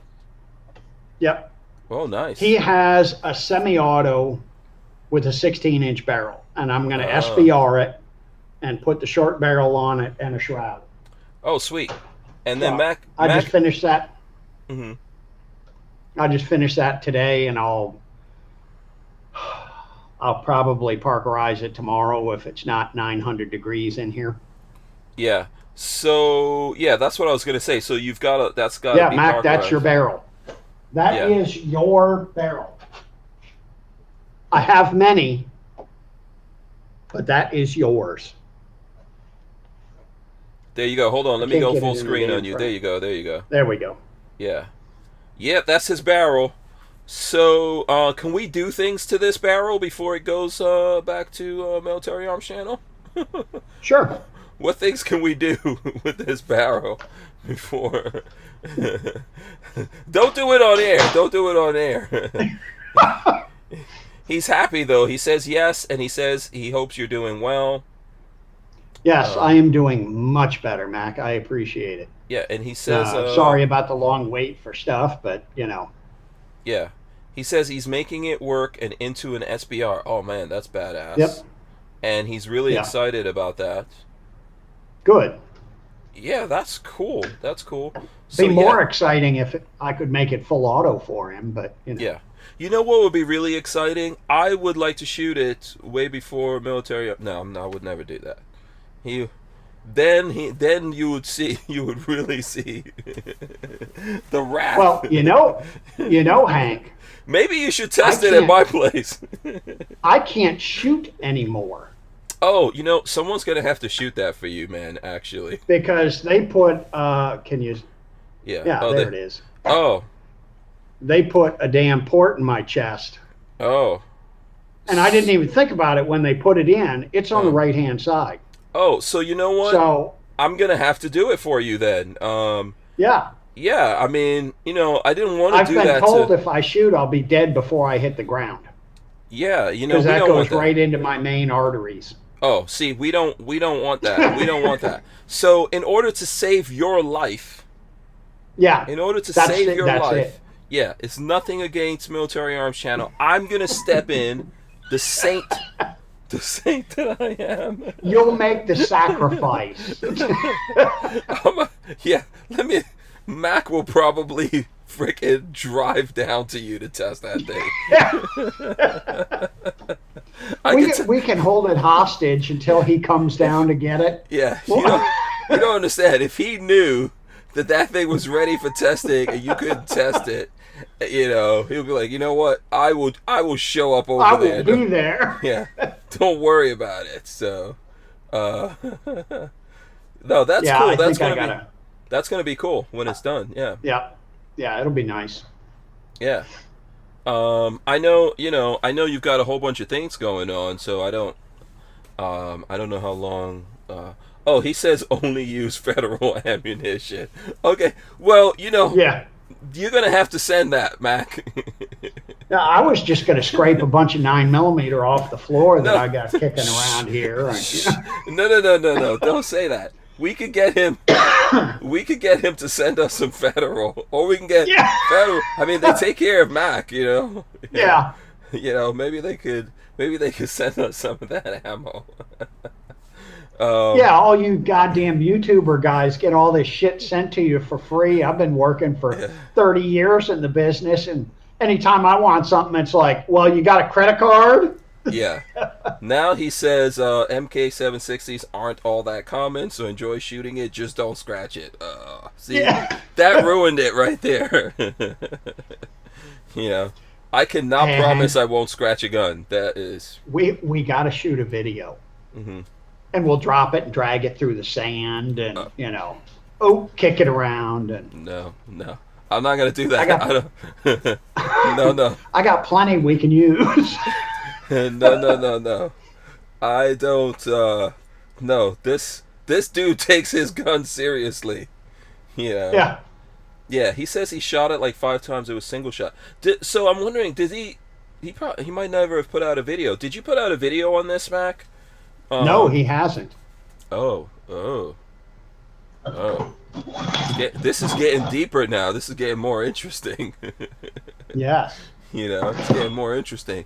I might have to take out my fake beard for this one. Walter is saying if it doesn't shoot floor sweepings, it's junk. So, yeah. No, I don't want to. Let me tell you something. Especially when a gun guy tells you don't scratch a gun, I won't even shoot it. Like there was a really nice gun. Someone was, oh yeah, you can shoot this if you want to. Don't scratch it. I was like, I don't know. I can't make you that promise. So, stays in the box. Stays in the box. We scratch stuff all the time. Yeah. So he says it didn't work years ago. Yep. He's been sitting in his gun room for years. No, that'll be cool, man. That'll be cool to see you. Yeah, none of the semi-auto MK760s work. Mm-hmm. Yeah. I've been told by, a bunch of the old-time gunsmiths, stay the hell away from them. Don't go near them. Yeah. You can't fix them. And I think I know what's wrong with it. You got it. Okay, that's going to be interesting to see. They when they made the bolts, they screwed them up. Okay. So are you? So you're not doing did you take the whole thing apart? You're building that up from the ground? No, it's a complete gun. I had okay. I've got to rebuild the bolt on it, and then we're going to SBR it. And Okay. I engraved the barrels so we don't have to engrave the receiver. So he can put it back to factory whenever he wants. Oh, interesting. Yeah. Walter has a good idea, so this video is coming together more now. Walter says compare it to the Port Said Swedish K that Walter has. Yeah. So there you go. And we've got my full auto too. Yeah. Yeah. So there's a video coming together of this. We'll just pretend, there was another project that came in that looks just like Max. It wasn't really. Yeah. It wasn't Mac really. needs to come down, and we need to just do a big video. Yeah, I don't know. Yeah, it would be nice to get him. Be nice to get him on the Hacienda. He's never been on the Hacienda. Yeah.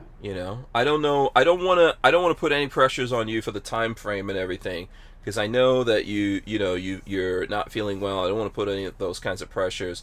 I don't think the stress is necessarily good for you, but that's cool. I look forward to sometime in the future definitely seeing that. And since I'm gonna have to help you test it, man, There we go.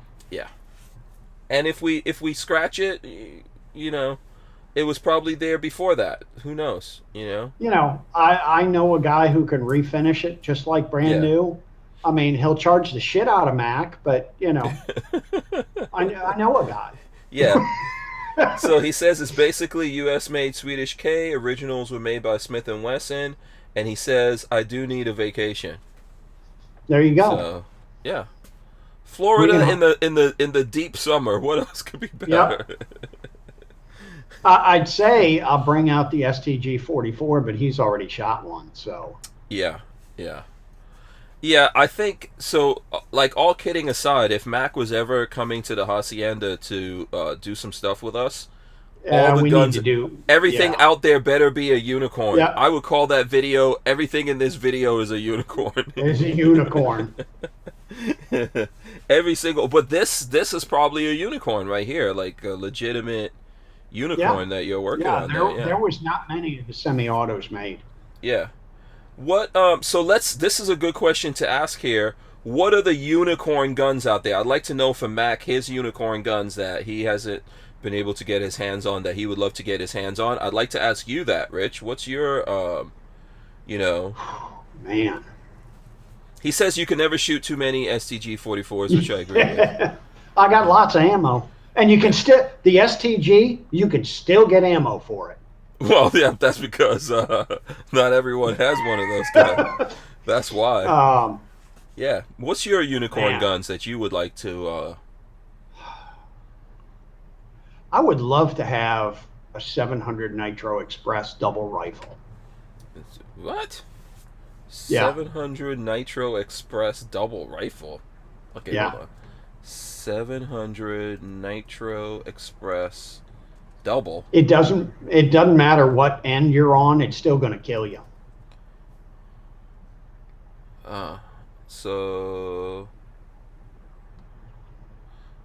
And who makes this? Wait, well, I they see. were made This in Europe, Yeah, this is one of those like bespoke type of guns from what I can see Yeah, here. elephant rifles. Oh, okay. Yeah. Yeah, I'd love a Holland in Holland. Yeah, it doesn't matter which end you're on, it'll kill you. Okay, that's interesting. I mean, I don't know if I'd ever shoot it. I'd let other people shoot it. Oh, yeah, sure, here, go ahead. Yeah. Watch them, smash their bodies up. Yeah, let's see. I think he says he wants a FAMAS. So, are those tough to get? I think they are. I mean, they're around, but that's the. Okay, this is like the European Bullpups. Hold on, let me see if I can pull this up for the folks out there. This is the European type Bullpups right here. By the French Army. What year was this? I'm trying to see. Oh, okay, 1978.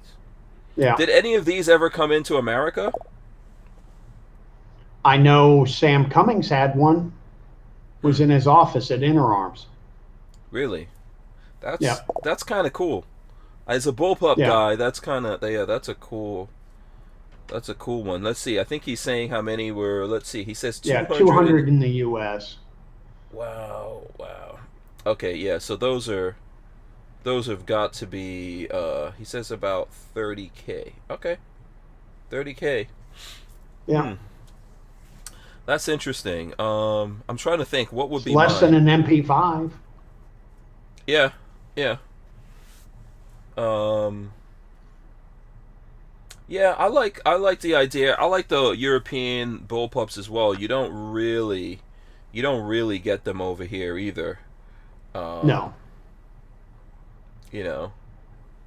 So let's see. And DCG44 says Gun Jesus has one. Okay. Mr. Lovell says Drool's messing up my keyboard. Huh. All you guys out there, let us know like what your unicorn guns are out there. I'm trying to think of what I got all kinds of stuff I want. Yeah. I don't know if I've thought about. I mean, I'm the one asking that question. I don't know if I've thought about it enough to know like exactly what my, you know. I would like to have some really rare bullpups though, because that's what I collect. Yeah. So that's good. I'm gonna put that one in the back of my brain Yeah. right now. I mean, I'd love to build a 22 long rifle minigun. Mm-hmm. You know, that would be a hoot because you could afford to shoot it. You know. Mm-hmm. Mm-hmm. An original Gatling would be nice. Yeah. Oh yeah, Gatling Any guns. caliber. Yeah. You know, an original. Yeah, those are sweet. Max says the yeah. French dropped the FAMAS for the 416. I was hoping we could get parts kits. It would never happen though. God doesn't want me to have one. Yeah. Oh, come on. You can't come off of 30 grand. I know how you damn rich YouTube gun tubers are. Oh, right. Yeah. So here's the question that I want to ask about this, right? About like all these cool European, well, to me they're cool European bullpups and stuff like that. Obviously, to folks like Mac, why can't we get those here? Is it just the prohibitions on them? What's the deal that we can't get them? Now it's Europe. Mm-hmm. The EU is destroying all that stuff. Okay. Yeah, they, so they won't let they won't any let of them it be exported or anything else. Damn. Okay. He says a Stoner 63A would be epic with the belt-fed kit, Bren kit rifle, and carbine kit. Stoner 63A. See, this is how I learned. Reed Knight. Yeah. 63A. I gotta look this up. Light machine gun. Okay. Yeah, this is how I learn about the cool stuff. By talking to the so these are also difficult to get, or they just did it Yeah, they didn't make many of them. And so here's a picture with some Navy SEALs. mm-hmm. This is like, oh, in the 70s. Interesting. Okay. Yeah. The M16 came out and just took over. Mm-hmm. CB says Gustav recoilless rifle. I see some people. Flying Rich says a P90. The Juice says my unicorn is a HK 433. Mr. Lovell says he wants an old Stoner. Okay, Night Train says the Moon Dragon rifle is the Cat's Meow. Moon Dragon rifle. Walter says another simple one is a Egyptian Rashid. Mm-hmm. Carry My Revolver wants a Krebs AK. Jen Champ says Gatling gun from the Young Guns movie.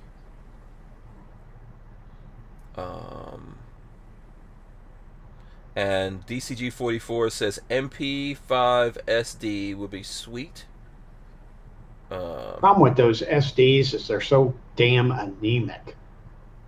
You know, by the time they port the barrel, you know, the 9mm round gets out there and it's just like, oh, there's a 9mm round. I just caught it out of the air. Uh-huh. Yeah, I know you're not a fan of MP5s, right? Yeah. The SD, see, I don't like any of those guns where they're designed to take supersonic ammo and they drill a bunch of holes in the barrel to bleed off the speed so they're subsonic. Because by the time you shoot them, you know, they have no power left in them. Yeah. And I mean, I understand when they designed the MP5, there wasn't subsonic ammo available all over the place like there is now. You know, nowadays it's like, what the hell's the point of porting a barrel? Just go to Walmart and buy some subsonic 9mm. Oh yeah, I wish I could actually go to Walmart and buy some subsonic 9mm. Yeah, I'd be all over that. Flying yeah, Rich. I guess now it's buying any ammo anywhere is. Yeah. Flying Rich says, "Who moved my freedom podcast? Hank may have a Bullpup Glock soon." Yeah, so I don't know if you heard about this, but I had Control Pew on, and he was showing off a Bullpup Glock that they're working on, which I would love to get my hands on the Bullpup Glock. I would like to know what Mac thinks about that idea, and maybe, Rich can help out, or you can help out. Yeah. I would like to get my hands on a Bullpup Glock. It's gonna have to be 3D printed though, so someone's gonna have to print it for me. Mac says he believes Robin Arms were gonna resume production. I'm guessing that's on the 63A. I think of the 63A. Yeah, and he says the Walther 2000 Bullpup sniper rifle. Walther made a Yeah. Bullpup sniper rifle? Oh yeah, that was a sweet rifle too. Yeah. And Mac, I hate you. I have a 22. I have a Walther 22 rifle that they made, but I forgot what it's called, but it's like a Walther 22 Bullpup rifle that they made. Yeah. Oh, actually, Walter from Safety Harbor gave that to me. It's pretty cool. That's one of that's one of the cool, like, weird, interesting bullpups I have. I don't know if Mac has one of those. And he says, right now, I have a Gatling gun in my office staring me in the face. It's one of the Tipman guns. Oh, cool. Yeah. I hate you. I wonder if he, because I've heard that people, I've heard people put, like a drill, they get a drill and register that, and then you could put that on there and make it into, Yeah. Yeah, because that's the crank, right? The Tipman is the crank one, isn't it? Yeah. Yeah. Yeah. Yeah. Yeah. When I was doing the 22 caliber Gatling guns, I did SHOT Show, and I was in the booth right next to ATF. And the Sterling Nixon, who was at the time the head of the tech branch, would not. Every time I turned around, he was in my booth playing with the Gatling gun, and I'm like, "Would you get the fuck out of here?" And he's like, "Have you ever put a drill on this?" And that's before I had my SOT, and I'm like, "No, dude, that would be illegal." And he's like, "You have to register it." He said, "We'll bring it up to ATF. We'll put a drill on it. We can do that." I'm like, Jesus Christ, you're trying to get me in jail. Yeah, it will be worth it. We'll visit you. We'll send you cookies, man. Yeah. Max says, I would like to see someone make a gun out of the SIG P320 chassis, a bullpup. That would be cool, actually. I would like to see that myself, actually. Maybe that's a suggestion. That would be pretty cool. Yeah, I would actually like that, to be honest with you. Do you have a SIG 320? No, but I will get one if you want to work on this. I will get, because I've really wanted to add one of those. This could be my motivation for me to add one of those to the collection. That's a neat idea. Yeah. That 320 is that. Yeah, it's the guts come out of the frame. Yeah. It's a chassis. Yeah, I had the P250s when I first started doing YouTube videos. I had the P250s, and I really, really enjoyed the idea of switching it out and doing all that. The triggers are terrible on those P250s, in my opinion. So I wound up selling everything and getting other stuff. But I've wanted the 320s have been out for a while, but there's more and more things coming out that make me want to get a 320, and I will get one if we can make a bullpup. I'm all in. Man, I'm all in. Yeah, that's a neat idea. 3D printed. Yeah. No, that's a neat idea. Yeah, Born to be a Shooter says Walther G22, not a Glock. It's a Bullpup 22. I think that's the one that I have. That's the one it is. Yeah.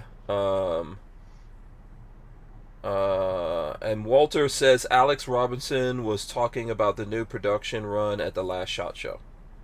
Oh, was he? Yeah.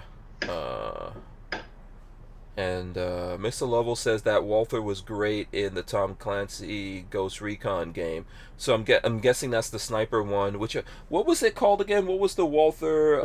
Let me see. Let me look. WA 2000, I think. The Walther 2000 sniper. Yeah. Oh, here we go. Yeah. Okay.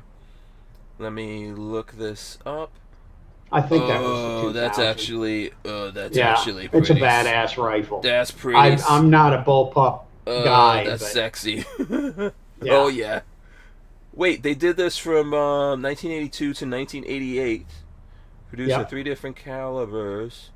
Yeah, we had one wow. at Inner Arms. That was Oh, neat. look at that. Yeah, that is cool. Yeah. Oh, that is cool right there. I like the wood version. You know what that reminds me of? So remember Keltec? What is the name of the Keltec? Okay, so that 223 thing that they're making. Well, when they were developing the RDB, they did a wood version of that, and I forget what they called it. But it was like just metal and wood, man, and it was so beautiful. Yeah. And they at first they said, "Oh, we're gonna do this," but they never wound up doing those. And I've actually shot the prototype that was out there, and that gun was so nice, man. I really wish someone would make a kit for those, because I have an RDB. I wish someone would make a kit. I would just buy another RDB and slap a wood kit on there to get that look. It was just, I don't know if it can actually be done just based on the way that Keltec makes those guns. You know, and Born to be a Shooter says, Hank, since you're a Bullpup fanboy, do you have a Walther G22? I have one and never seen another. Why he wants to know why I didn't get traction. I have one. Walter gave me one. I'm not sure. Were those not good guns or something when they came out? I think they were. I think they just didn't catch on. I know Shoot Straight, and this is probably 10 years ago, got 100 of them in, and he got them for like half price. Because I think it was Walther America at the time had ordered 100 of them. And for some reason, the order got screwed up, and they all came in left-handed. And nobody wanted them. And it's just take them apart.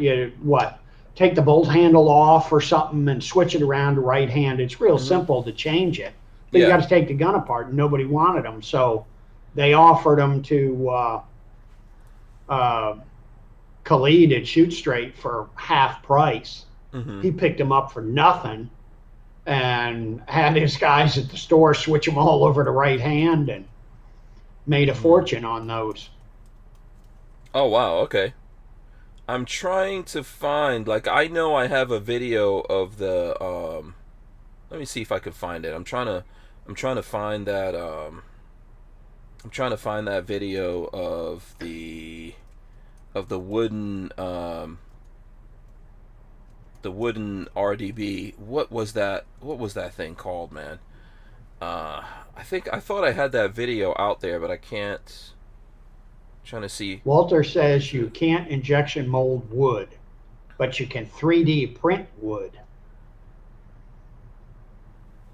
You can 3D print it, but you can also have a 3D. Can't you have a 3D CNC or something like that? I'd have to look at it to see how they're done. I'm trying to. Where is that video that I had? I wonder if I had to take that off of YouTube. Because I'm not seeing that. Oh, hold on. No, I just found it. Hold on. Here we go. So this is my own video, YouTube, because I know yesterday we were showing the bank robbery or something, and YouTube gave me like a copyright strike for whatever reason, because we're showing the footage of the bank robbery. But so here, let's see. I'm gonna play this so everyone can see this. This is like an old video I did. But yeah, here we go. So here's that. Look at that thing. Look at that. Come on now. It's just the grip and the fore end. Yeah, the fore end is wood. I mean, that's really nice. Let's see if we've got a Why better. can't we make those? Yeah. Let's see. Here's better footage shooting it. Come on. This was actually at IV88 that I did all this stuff. Look at that thing warp. Yeah, that's just awesome, man. I would like to see these. Let me look at it the next time I come up. Yeah. I think kits for that would be really nice. Walt's is saying Keltec only I don't knows know about injection. Yeah. Yeah. Yeah. Well, I don't know about making kits for it, but yeah. I'll make you one. Well, that's okay. You know. Well, you know. I mean, it's kind of selfish for me to be the only one, but I won't say no. Yeah, you're going to pay for it. I mean, But then it's going to become the Hank. Anyone else that has to get one, you know, has to. They've got to. You know, they're going to have Hank on it. Actually, anything that you do for me, just like my MP5, MP5 has to have Hank on it from now on. Has to be called the Hank. But Yank the Hank. Yeah, that wood kit is. I think the thing that I heard is that for them, making those wood stocks was too much. It was too much work.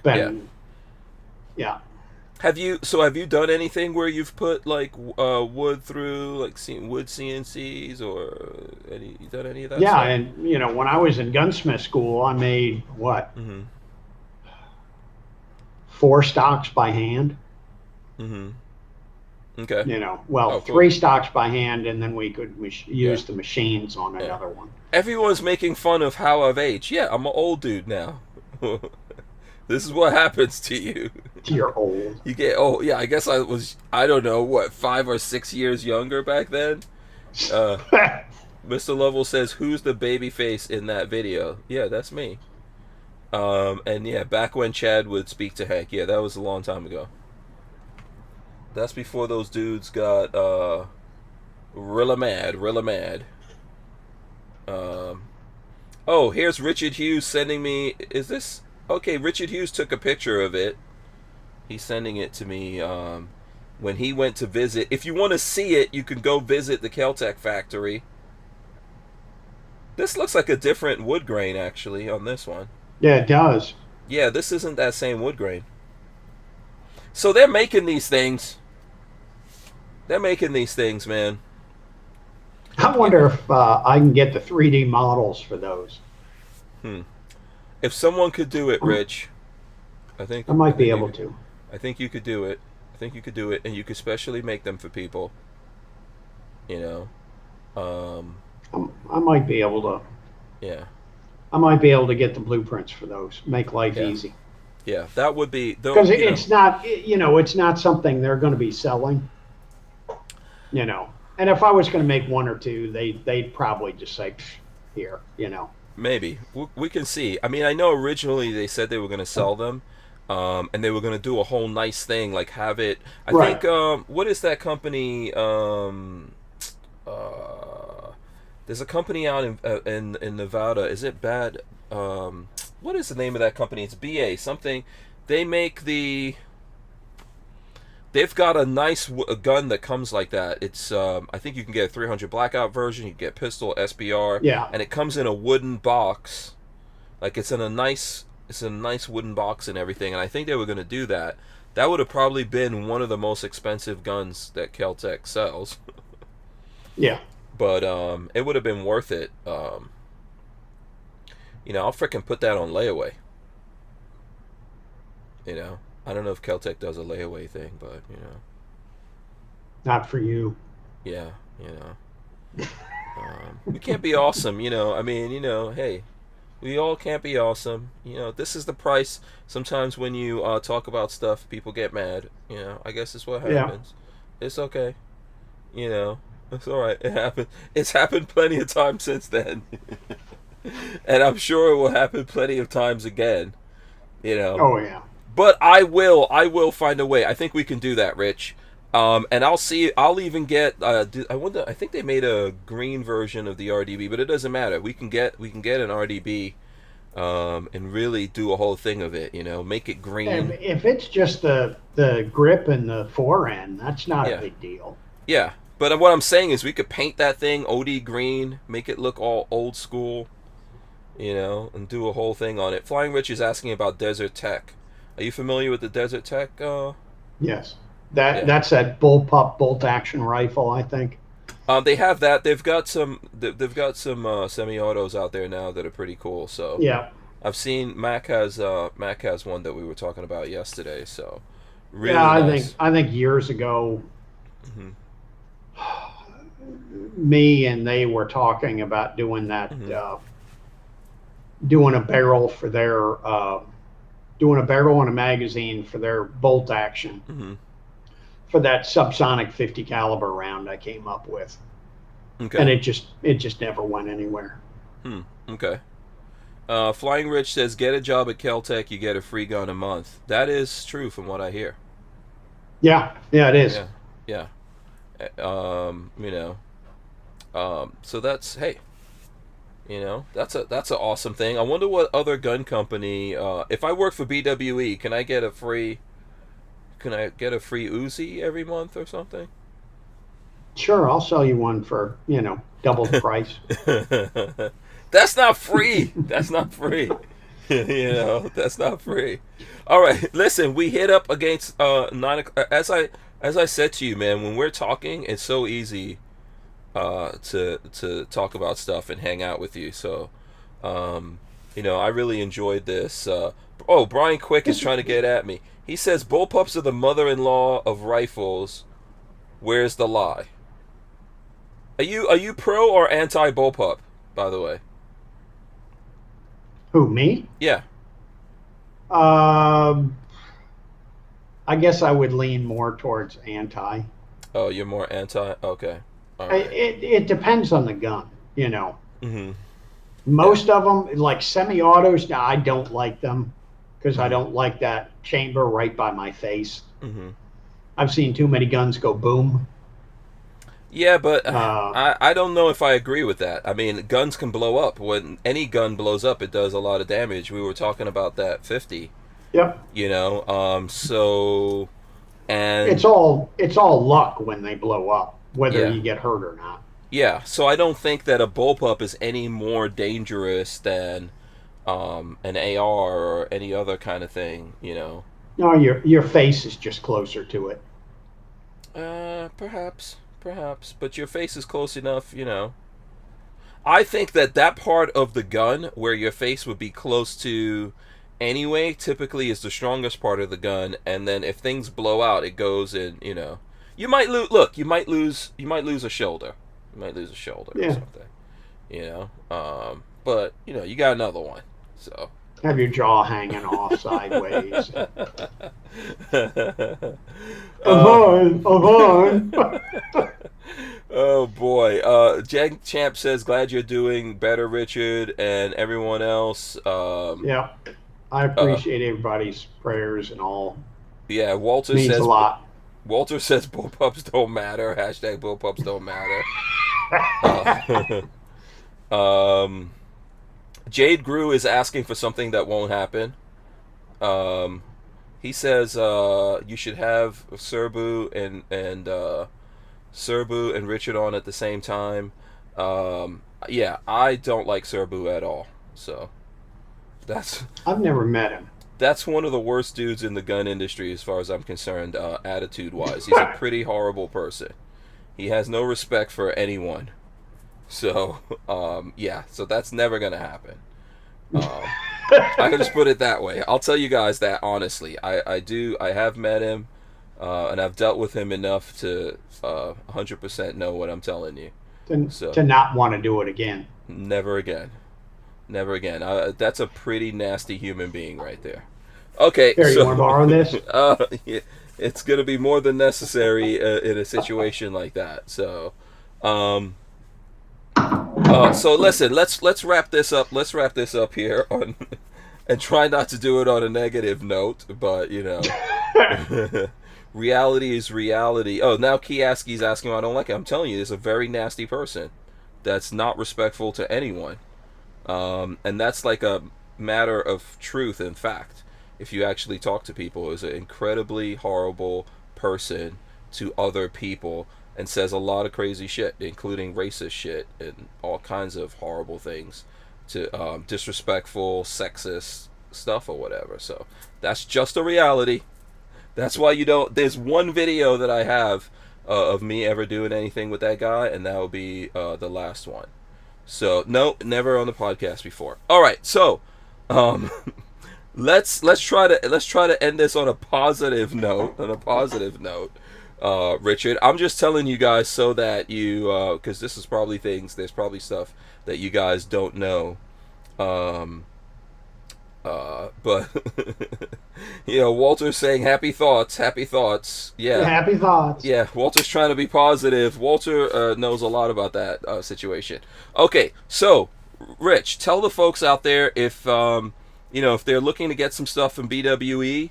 I know you're working your way back or working your way through the stuff that's the orders already out there. There's a lot of stuff that's out of stock right now, but give me a month or two and most everything should be back in stock. Barrels, I can't guarantee because I've been waiting for an order of barrel blanks for a year now, and they're saying maybe this summer, maybe. Please, I hope. But you can go on my website, bwefirearms.com. I've got my store on there. You can get Uzi parts and MK760 parts and whatnot. I'm on all the social medias, Mine's Facebook, Instagram. It's all versions of BWE firearms. I'm on Full 30, YouTube, Rumble. Yeah. What else is I there? think you were telling me the other day BitChute. you're on Gunstreamer, but you were having some issues with that. Yeah, I We're gonna can't get a chance to talk upload about it. anything to Gunstreamer. I don't know what the hell's going on. Yeah, I haven't had a chance to look into it, but I need. But I need the to. funny thing is, you uploaded a video the other day, I think. Didn't you? Maybe the auto uploads are still going. Do you have it set up where it uploads from YouTube automatically? I thought I did, but Yeah. that doesn't mean anything. Yeah, we have to look into it. I have to look into find out what's going on with Gunstreamer and all that. I haven't spoken to the guy who took over the reins over there. Probably that's one of the things I need to find some time and look into. But yes. Yeah, find out what's going on with them. But Richard. Full 30, Yeah, you're on there. You're on Full 30. I'm on there. You're on the YouTube, so I'm on the YouTube. yeah, you're on Parler, all those good places. For people. Parler, Facebook, Minds. What else is there? BitChute. Yeah, absolutely. I'm trying to spread myself around. So yeah, I'm on when Library they start TV, nuking man. my sites. Yeah, I try to get on. I try to get on them. I'm on library.tv. Oh, are you? Yeah. I haven't that's tried the another- library thing yet. Yeah, that's like backed by blockchain, so we'll see if that so- lasts longer. Yeah, we'll see if it lasts longer. All right, well, that's you guys. You found out the places there that you need to connect. Big thanks to Barnauls for sponsoring the podcast. We appreciate them doing that. You guys can find performance steel case ammunition from Barnauls, I think that's the way it was supposed to say it. Walter's reminding me happy thoughts here. Here's what we're going to do. I'm going to run in the end, and then I'm going to come back here, and Richard Hoffman's going to give us some words of wisdom. For a man who went through the desert, these better be good words of wisdom, Richard. Man. I'm going to let you think on that here for a second. Big shout out to U.S. Law Shield. If you guys don't have protection, get up with U.S. Law Shield. We do have a link in the description, and I'm actually trying to get those guys to come on the show so we can have them talk to you all. But you can go through that, save some money, and help us out at the same time. If you check the description of this video or the audio side of the podcast, if you're listening to it, we've got the links in there. Let me run in the end. We'll be right back. All right, guys. Thanks for watching. Hope you guys smash the thumbs ups, ring the bell out there. We appreciate you all listening to us. We're going to rip the audio out of this and throw it up on iTunes and all the other places that you enjoy listening to your audio podcasts from. Walter's saying, I find your lack of Christmas disturbing.